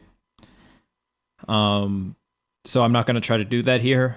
People know about the Evidence.zip, and although I do not think that that was deserved, like being banned for it, I do definitely agree that I acted like a fucking jerk and that I need to do I need to be much, much better going forward, is what I realized. Some people in this community, whether you like it or not, have some kind of power, whether it's being a top player, a TO, a just community figure, whatever it is. Heck, man, all it seems to take now is that, like, it really does seem like people just take whatever they can and just use it to either abuse, blackmail, or try to hide what they have done. I have no doubt that we will be seeing more stories come out, and I am incredibly proud of everyone for speaking out. I'm not sure, honestly, that I have always been, I would have been able to speak out on some of this. This is extremely, extremely serious stuff and can do very long, serious mental damage to people. Seeing what these people that I thought, I thought they were my friends, or at least people I knew, do such disgusting things, right? Like, I never could have imagined that they would do such disgusting things. And then instead of apologizing or owning up to what they did, they try to lie and manipulate people instead. People have been praising me for speaking up and saying that I've been using my platform for the right thing, but I'm still not confident that I did everything correctly. In fact, I know I didn't. And I still feel like the real hero here isn't me. It's the people that were brave enough to speak up, knowing what harassment they would face. I don't think they get enough credit. And honestly, I've been struggling with feelings of guilt because I've gained a lot of subscribers, a lot of followers, and attention because of these awful things happening. And I know many people have struggled with the same feelings. With the information we have, none of these quotes make any sense coming from Leffen. The first quote is a projection because Leffen states that he won't summarize victims, then proceeds to summarize Evidence.zip in about 10 seconds. As we know, Evidence.zip deserves much more time than that. Similarly, the second quote is a projection because Leffen is regularly abusive and has used blackmail as one of his go-to strategies throughout his career. The third quote is also a projection because Leffen knows that he himself is aware of causing several people's mental health to decline. The fourth quote is a projection as well because after Leffen was banned for Evidence.zip, he issued a fake apology that manipulated North Americans and the media. And finally, the fifth quote is a projection because we have Leffen on record for leeching money and fame from the Smash community on several occasions, including this one. These quotes aren't the focal points of Leffen's video, they're just scattered ones I wanted to show you. The focal point of Leffen's video is actually a victim testimony in which he talks about a road trip he took when he was younger in which he was allegedly physically abused. Before we listen to Leffen's testimony, I want to show you something he prefaces it with. That said, though, I do think in general, as a general, you need to believe victims, especially if they don't have a very credible reason to lie. And even then, I generally think you should start out by believing them. What Leffen just said is highly manipulative. By saying this, he conditions you to believe victims, which is horrible advice since victims can be just as deceptive as abusers. A few minutes later, Leffen gives his victim testimony. Please listen to all of it very closely. When I was, before I was banned, I went to my first tournament over in the United States. And I've told this story many times before, so I'm not going to go into great detail about it. But as a 16-year-old, I went there, traveled with an RV around California and the nearby states for about 2 weeks. And there were about 10 people in that RV. So it was a lot of people, many people adults. And during this time, there was one particular player that physically abused me, like basically slapped me extremely hard across the face several times over basically nothing. I sat in his seat. I was playing Smash and he wanted to go to sleep. His alarm didn't wake him up. And took about 8 times before someone said anything, and no one really said anything. This player also ended up stealing money, never paying back people thousands of dollars. And some people are still friends with this person to this day. And I'm not saying this to try to make a pity party of myself. I think in general, I took this situation and I dealt with it pretty well. And I was pretty bratty, you know. I stood up for myself. I always try to take fights verbally. Of course, I never fought anyone physically, but I'm not gonna say that I didn't like do anything to deserve any kind of lashback whatsoever. But I definitely did not deserve to be physically assaulted several times. But since that day, I was obviously extremely mad at the other people who I looked up to before, who I saw as full grown adults, for not doing anything. And ever since that day, I basically vowed to myself that when that happens next time, when I'm the fucking adult, I'm not gonna just sit by and just be like, oh, I hope someone else look to someone else. I'm gonna step in myself and say something. And honestly, I thought after that happened, I was obviously banned for the whole thing with Evidence.zip. And that person in particular quit the scene. I stood up for myself when he tried to come back to me. He wanted to talk it over a dinner meal, and he came and hugged me from behind and said, let's talk things out. And he asked me to pay for his meal. Obviously, I just told him to go fuck himself and basically stood up for myself. Before we continue, I want to be clear about one detail within Leffen's testimony. I was playing Smash and he wanted to go to sleep. His alarm didn't wake him up. And took about 8 times before someone said anything, and no one really said anything. In Leffen's video, he states that he was slapped 8 times, but on April 29, 2012, Leffen told this exact same story on Smashboards, and he stated that he was only slapped once. This means that Leffen modified the story in order to make it sound like more of an assault. When I heard Leffen's new testimony, I reached out to some of the Swedes who I happened to know were on this road trip, which took place during the weeks leading up to Genesis 2. The first Swede I reached out to told me that they knew Leffen was slapped once, and that they remembered Leffen telling them that he was slapped a second time, but that 8 times was definitely a lie. The next Swede I reached out to was Armada. Armada said the exact same thing, which is that a second slap may have happened, but that 8 was clearly a lie. Armada added that Leffen had been telling a botched version of this story 6 to 8 weeks earlier on his stream. The next piece of evidence is a testimony that was written over 8 years ago. Earlier on in this video, I showed you excerpts from Evidence.zip, but I omitted the third Swedish player's testimony. The reason I omitted this testimony is because it's the most important one in Evidence.zip, and I needed to save it for later. This testimony was written by a smasher named C. C is the person who slapped Leffen, and he just so happened to testify about the Genesis 2 road trip. C's testimony is cleanly divided into 6 sections, each with its own title. I'll be showing you his testimony in its entirety.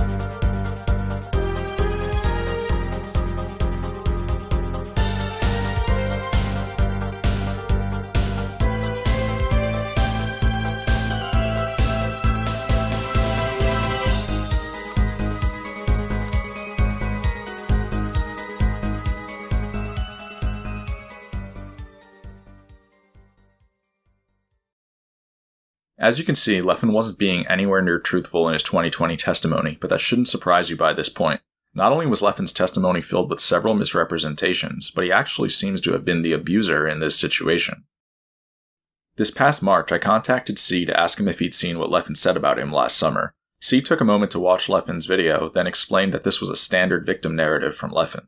C also clarified that he had slapped Leffen once in response to extreme harassment. Leffen had tried to sabotage their hike in several ways, as well as the atmosphere of the entire trip.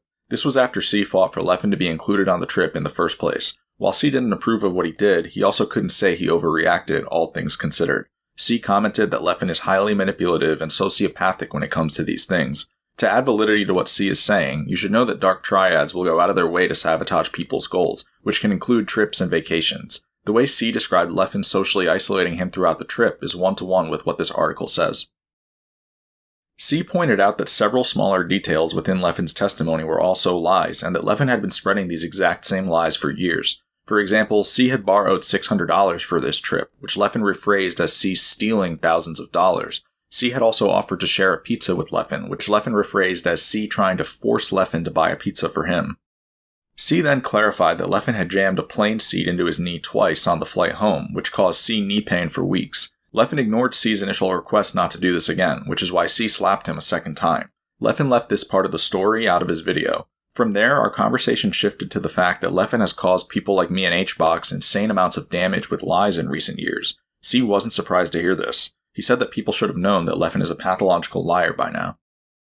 I then brought up the fact that on top of everything else Leffen's done, hijacking a Me Too movement isn't a joke, and that Leffen turned out to be an actual threat to society just like Evidence.zip prophesized. C agreed, adding that Leffen potentially deserves to be in jail seeing as how he tries to ruin other people's lives and reputations. I'm inclined to agree with C here for anyone wondering. C then explained that Leffen wants to dehumanize people and get people to view them as though they don't deserve empathy, just as minority groups were viewed in the past. According to C, Leffen will do anything to acquire influence, and wants people to join in on his agenda of treating people without any remorse. I then raised the possibility that Leffen studied totalitarian handbooks such as Mein Kampf, since he had to have learned this from somewhere. C agreed that it was possible. Then he pointed me toward the teachings of Edward Bernays. Bernays was an Austrian-American pioneer in the field of public relations and propaganda. He described the masses as irrational and subject to herd instinct, and outlined how skilled practitioners could use crowd psychology to control them in desirable ways. There's this saying that I like, that is, all it takes for evil people to succeed is for good people to do nothing. And I really do think that's true. In my opinion, the world is not filled of majority evil people. I think that's something that people tell themselves in order to kind of put blame away from themselves, that they couldn't have done anything, everyone's bad, and if I'm bad, I'm just part of the majority. I really do think that the majority of people are either decent or good. However, many good and decent people do not do enough, myself included.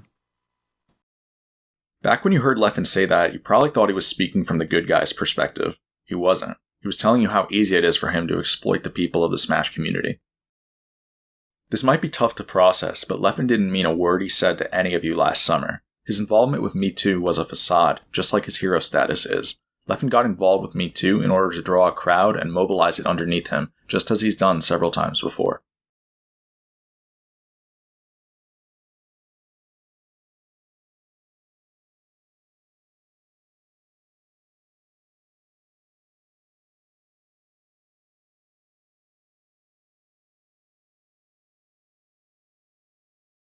The ninth and final charge against Leffen is one that also took place during last summer's Me Too movement. Up until now, I've shown you how a Me Too movement presented Leffen with a golden opportunity for resource transfer. Leffen gained about 15,000 followers in a few days, built massive loyalty with those followers, and made plenty of money along the way. But those weren't the only benefits a Me Too movement presented Leffen with. The ability to implicate other people as sexual predators presented Leffen with a once-in-a-lifetime opportunity for resource drain as well. So far, we've seen Leffen drain 2 of his political adversaries in recent years. Both times, Leffen made it clear that his intention was to end the other person's career in order to secure his footing within the community. This is why when Me Too would end up presenting Leffen with the opportunity to take down the only person left in the community with a larger following than his, he obviously wasn't going to pass it up. Leffen wouldn't just use the Me Too movement to grow his brand, he would also seize control of the community through the elimination of Zero, who had the largest following in Smash prior to being banned. Something I want to be clear about is that this section of the video should be viewed separately from the fact that Zero was deemed guilty. It is simply intended to establish that Leffen was personally invested in Zero's downfall, and that Zero's trial was fraudulently administered. This is obvious based on the fact that Leffen wasn't approaching the Me Too movement with pure intentions, but rather with the dark intention of increasing his market share. At that point, we have to assume that everything Leffen did during the Me Too movement was done with this goal in mind. According to what we know, Jisoo approached Leffen on July 2nd, 2020 for advice about coming forward with her allegations against Zero. This is what it says in Leffen's Twitlonger about the Jisoo and Zero situation, which was posted on the morning of July 3rd.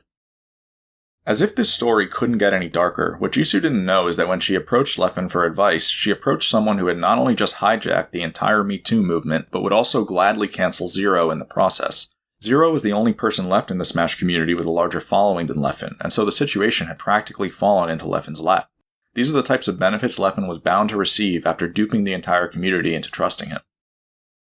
The reason Leffen made his Twitlonger in the first place was because people didn't initially believe Jisoo's allegations. On July 2nd at 8:10 p.m. EST, Jisoo alleged that Zero had shown her hentai when she was 15, but people didn't believe her at first because she didn't provide any evidence. This led to Leffen stepping in the next morning at 5:01 a.m. EST.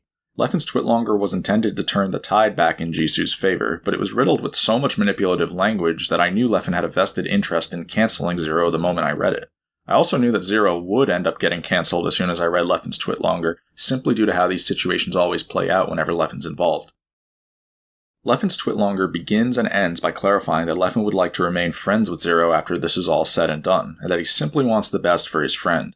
These statements are blatantly insincere, especially when you consider where they're placed. Leffen even clarifies in the first statement that he hasn't spent much time with Zero, and so him claiming that Zero is his friend doesn't make any sense.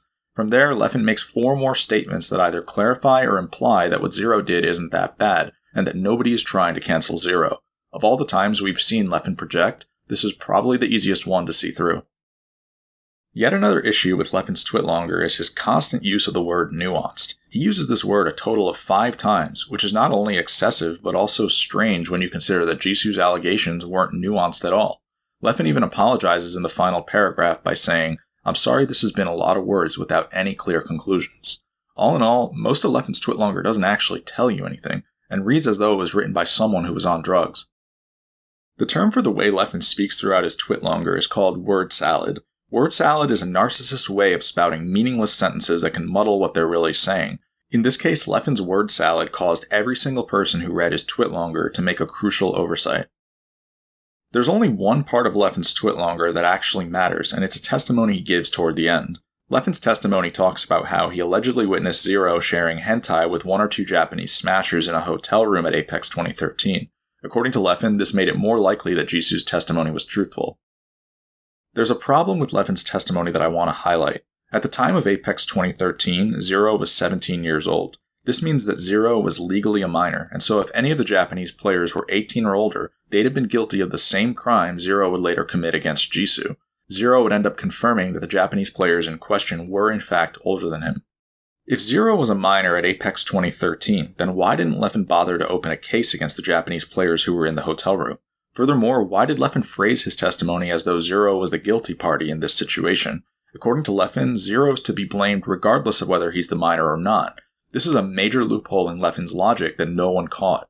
It proves that he was never actually invested in serving justice to sexual predators. Leffen specifically wanted Zero gone because he was a profitable takedown. The manipulative language and double standard within Leffen's Twitlonger is eerily reminiscent of when he smear-campaigned Hungrybox 2 years prior. When Leffen posted the video about HBox that would receive 400,000 views, he assured people that he wanted to keep out of the drama, which obviously wasn't his intention. Leffen also portrayed HBox as being abusive toward a player named Snowy, when Snowy was nothing more than a stepping stone for Leffen to enact his smear campaign.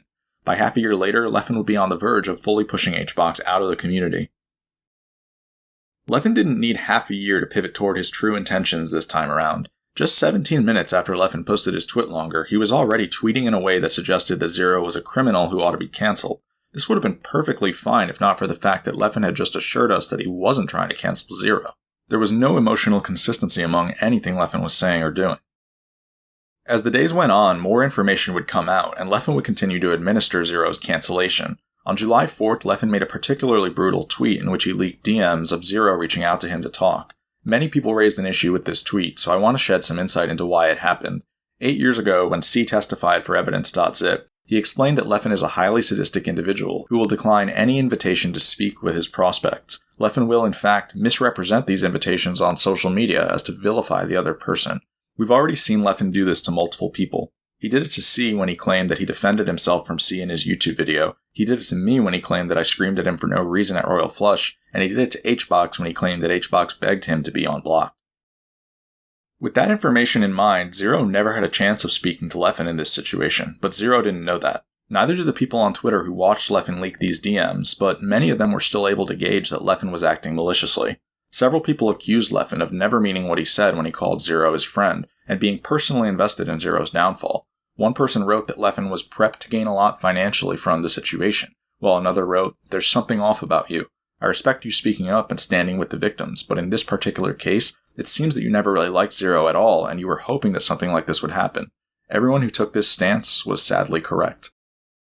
Several other people expressed that what Leffen was doing could potentially drive Zero to suicide, especially considering that Zero was known to have struggled with depression. Leffen responded to one of them by saying, "Don't you dare put his mental health on me. Mental health is a serious issue, but being depressed is not an excuse to get away with doing bad things." This tweet is ridiculous when you consider that in the fake apology Leffen gave after Evidence.zip, he blamed everything he had done on depression and other similar issues. Just because Leffen included a disclaimer that said he wasn't trying to excuse anything doesn't mean that his intention wasn't to do so.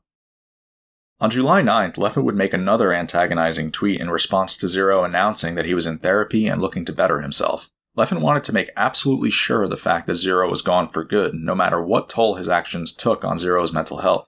Unsurprisingly, it was later revealed that Zero had entered a suicidal state following the events of last summer. All eyes were on Leffen when this news came out, and so he responded by saying that he wished Zero well.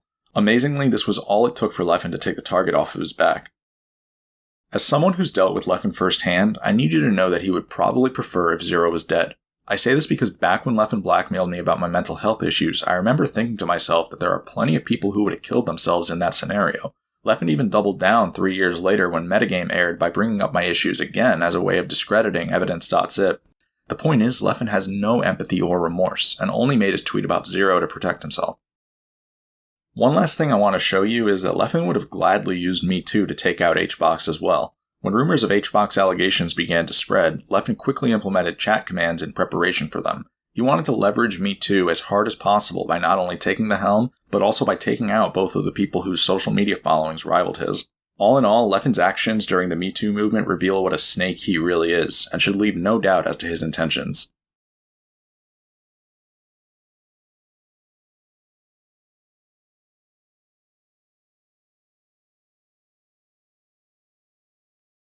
Hey everyone, thanks for making it to the end of the video, or if you skipped here, that's totally fine too, since I'll be recapping a bunch of the information that I've given to you throughout this video, and I'll be explaining to you what all of it means. Unfortunately, once you know what all of this means, it paints a pretty dark picture for the status quo of the Smash community, and it's really important that everybody weighs in on this, because whether you're a top player, or a TO, a community leader, or even a casual player, this is going to have an impact on your future within this community. And that's because there is a real argument for basically usurping the person currently running the show within this community based on heinous acts of deception and malicious intent. Just a long, long history of those two things. And now that a lot of that's been laid out clearly for you, I think that angle should make a lot of sense. So the first thing that I want to start by showing you is a slide of a dystopian society. These are widely regarded dystopian traits. And as you can see, just about everything on this list is currently being imposed on the Smash community. What you're witnessing in front of your very eyes right here in the Smash community is an attempt to basically seize the throne at the expense of every single other member of this community.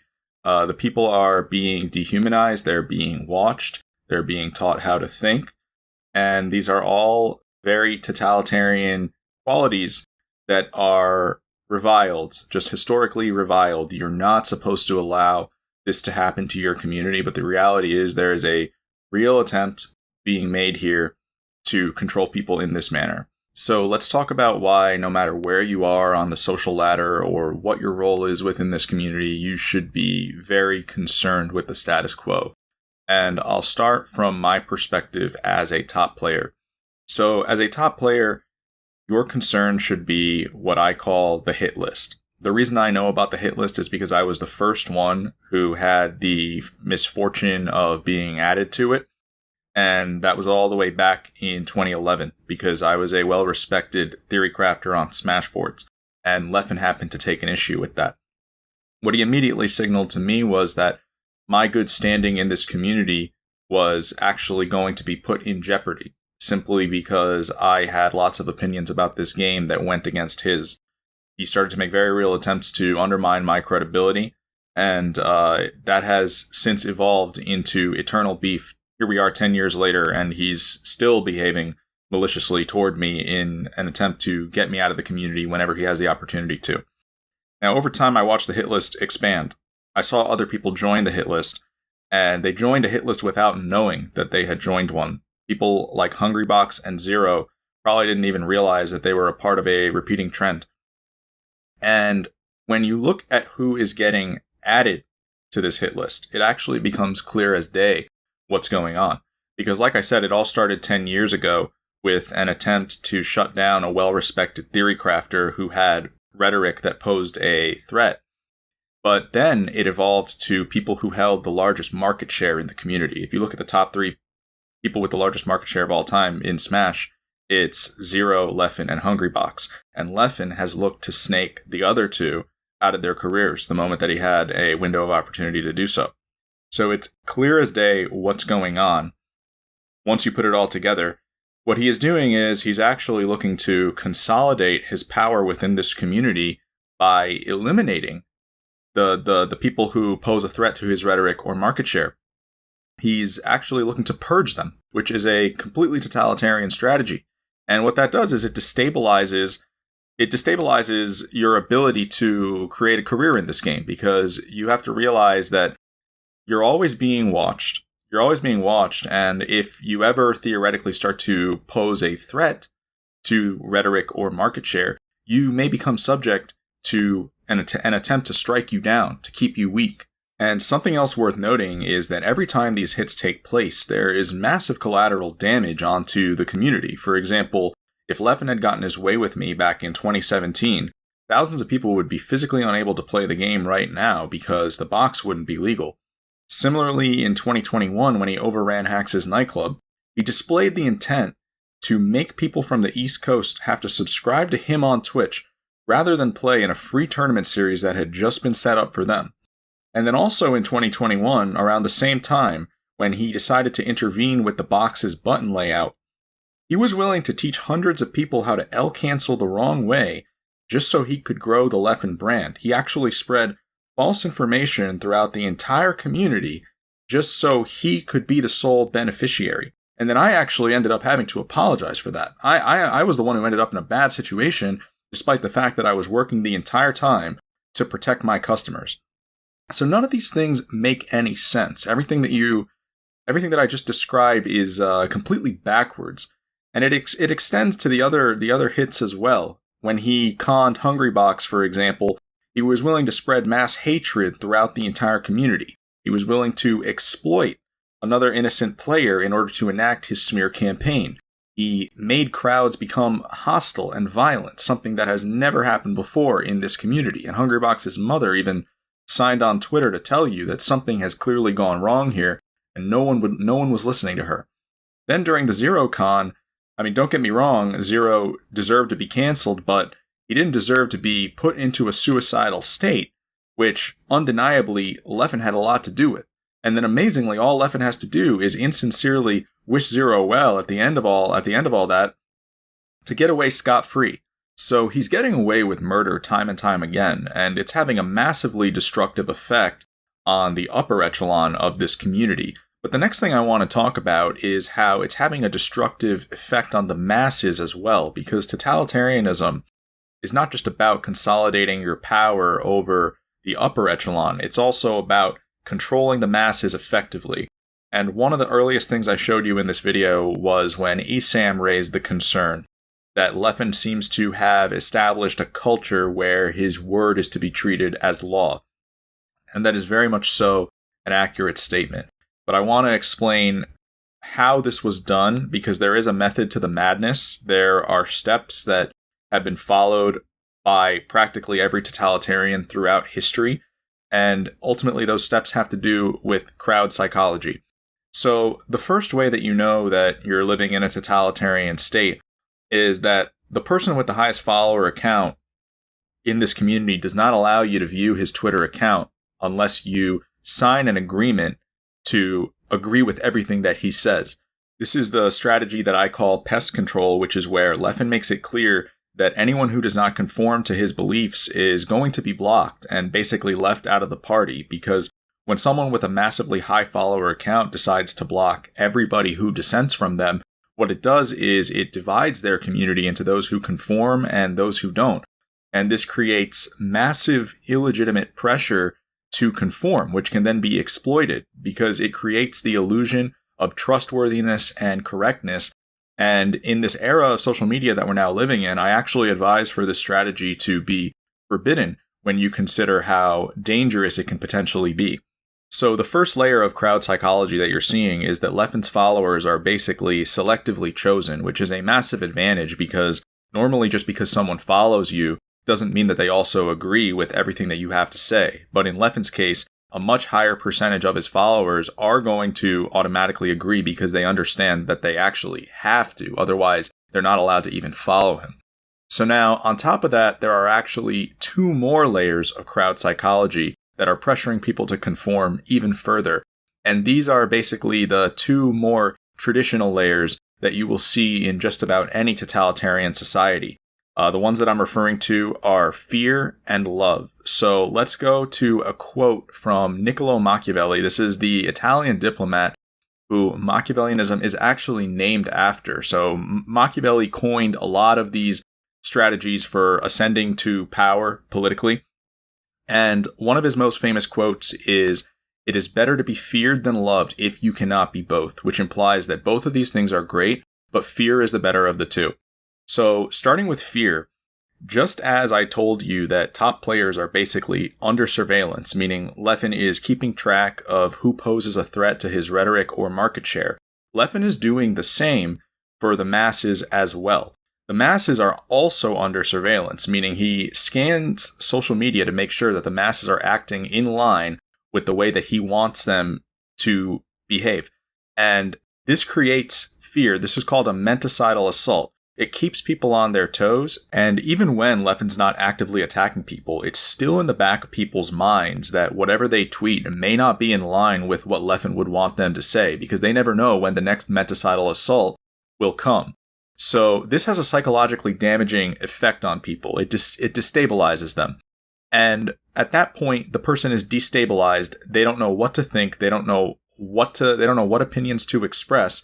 So now they need someone to retrain them. And that person who retrains them is, of course, going to be Leffen himself. So notice how after he floods the community with all of this fear, the same person is then flooding the community with propaganda as well. So now this propaganda starts to be enforced as law through massive amounts of illegitimate pressure. And that's how Leffen's rhetoric is able to infest the community so effectively. Now, going back to the Machiavelli quote, believe it or not, there's still yet another layer of crowd psychology that Leffen has working in his favor. So the Machiavelli quote implies that while fear is better than love, it is still very useful to be loved for obvious reasons. If you are loved, then people will gladly support you. So the next step that you know you're living in a totalitarian state is that Leffen is both feared and loved. There is a hero-villain disconnect.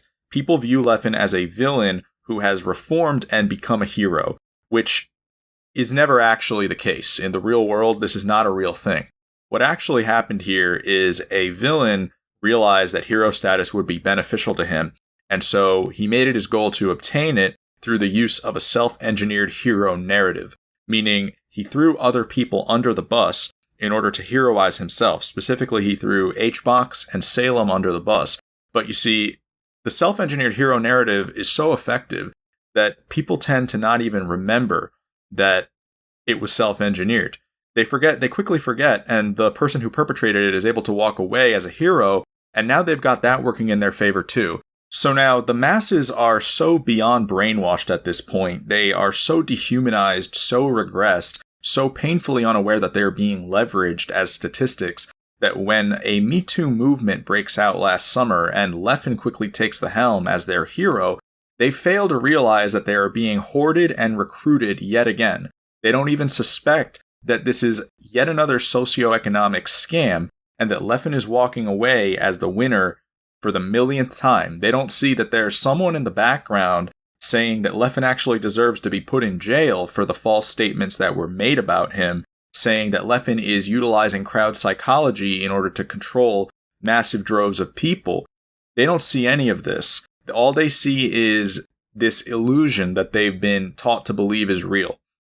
They don't understand that the community is now participating in massive political fraud and that these videos are receiving 1 million hits, and the entire world at this point is being deceived into believing that Leffen is someone who he is not. So these problems, they compound on top of each other, and the biggest problem of all is that this upcoming weekend, the press is actually gearing up to lie to you yet again, to make you believe that none of this is actually what's going on. And that's because, of course, Leffen controls the press. Leffen controlled the press back in 2014 to 2016 when he first influenced them to erase the truth about Evidence.zip, and now he's controlling them yet again. This time he's controlling Samox, the person who basically built this community into what it is today. Samox has actually been subdued. Samox is now the head minister of propaganda for the regime. You're going to receive a documentary this upcoming weekend that is intended to cause you to descend further and further into the pits of totalitarianism. And if you didn't have this video, honestly, that may just very well have been checkmate. But now, luckily, I'm in a win-win situation, whether that documentary broadcasts or not, because either they pulled the plug on it, as they should, or they broadcast it, and that will reveal how bad of a spot we truly are in, because now you will see that the press is actually lying to you. To conclude the video, there is no denying that something massively evil has infested the Smash community. Between the hits being placed on top players, the dehumanization of casual players, and the complete control over the press, believe it or not, you are actually witnessing a modern-day totalitarian regime. And so I've come to inform the Smash community of these injustices in the hopes that it will spark change. So now that the Smash community knows the truth, I think it's time for us to take back the free world. Thank you for watching.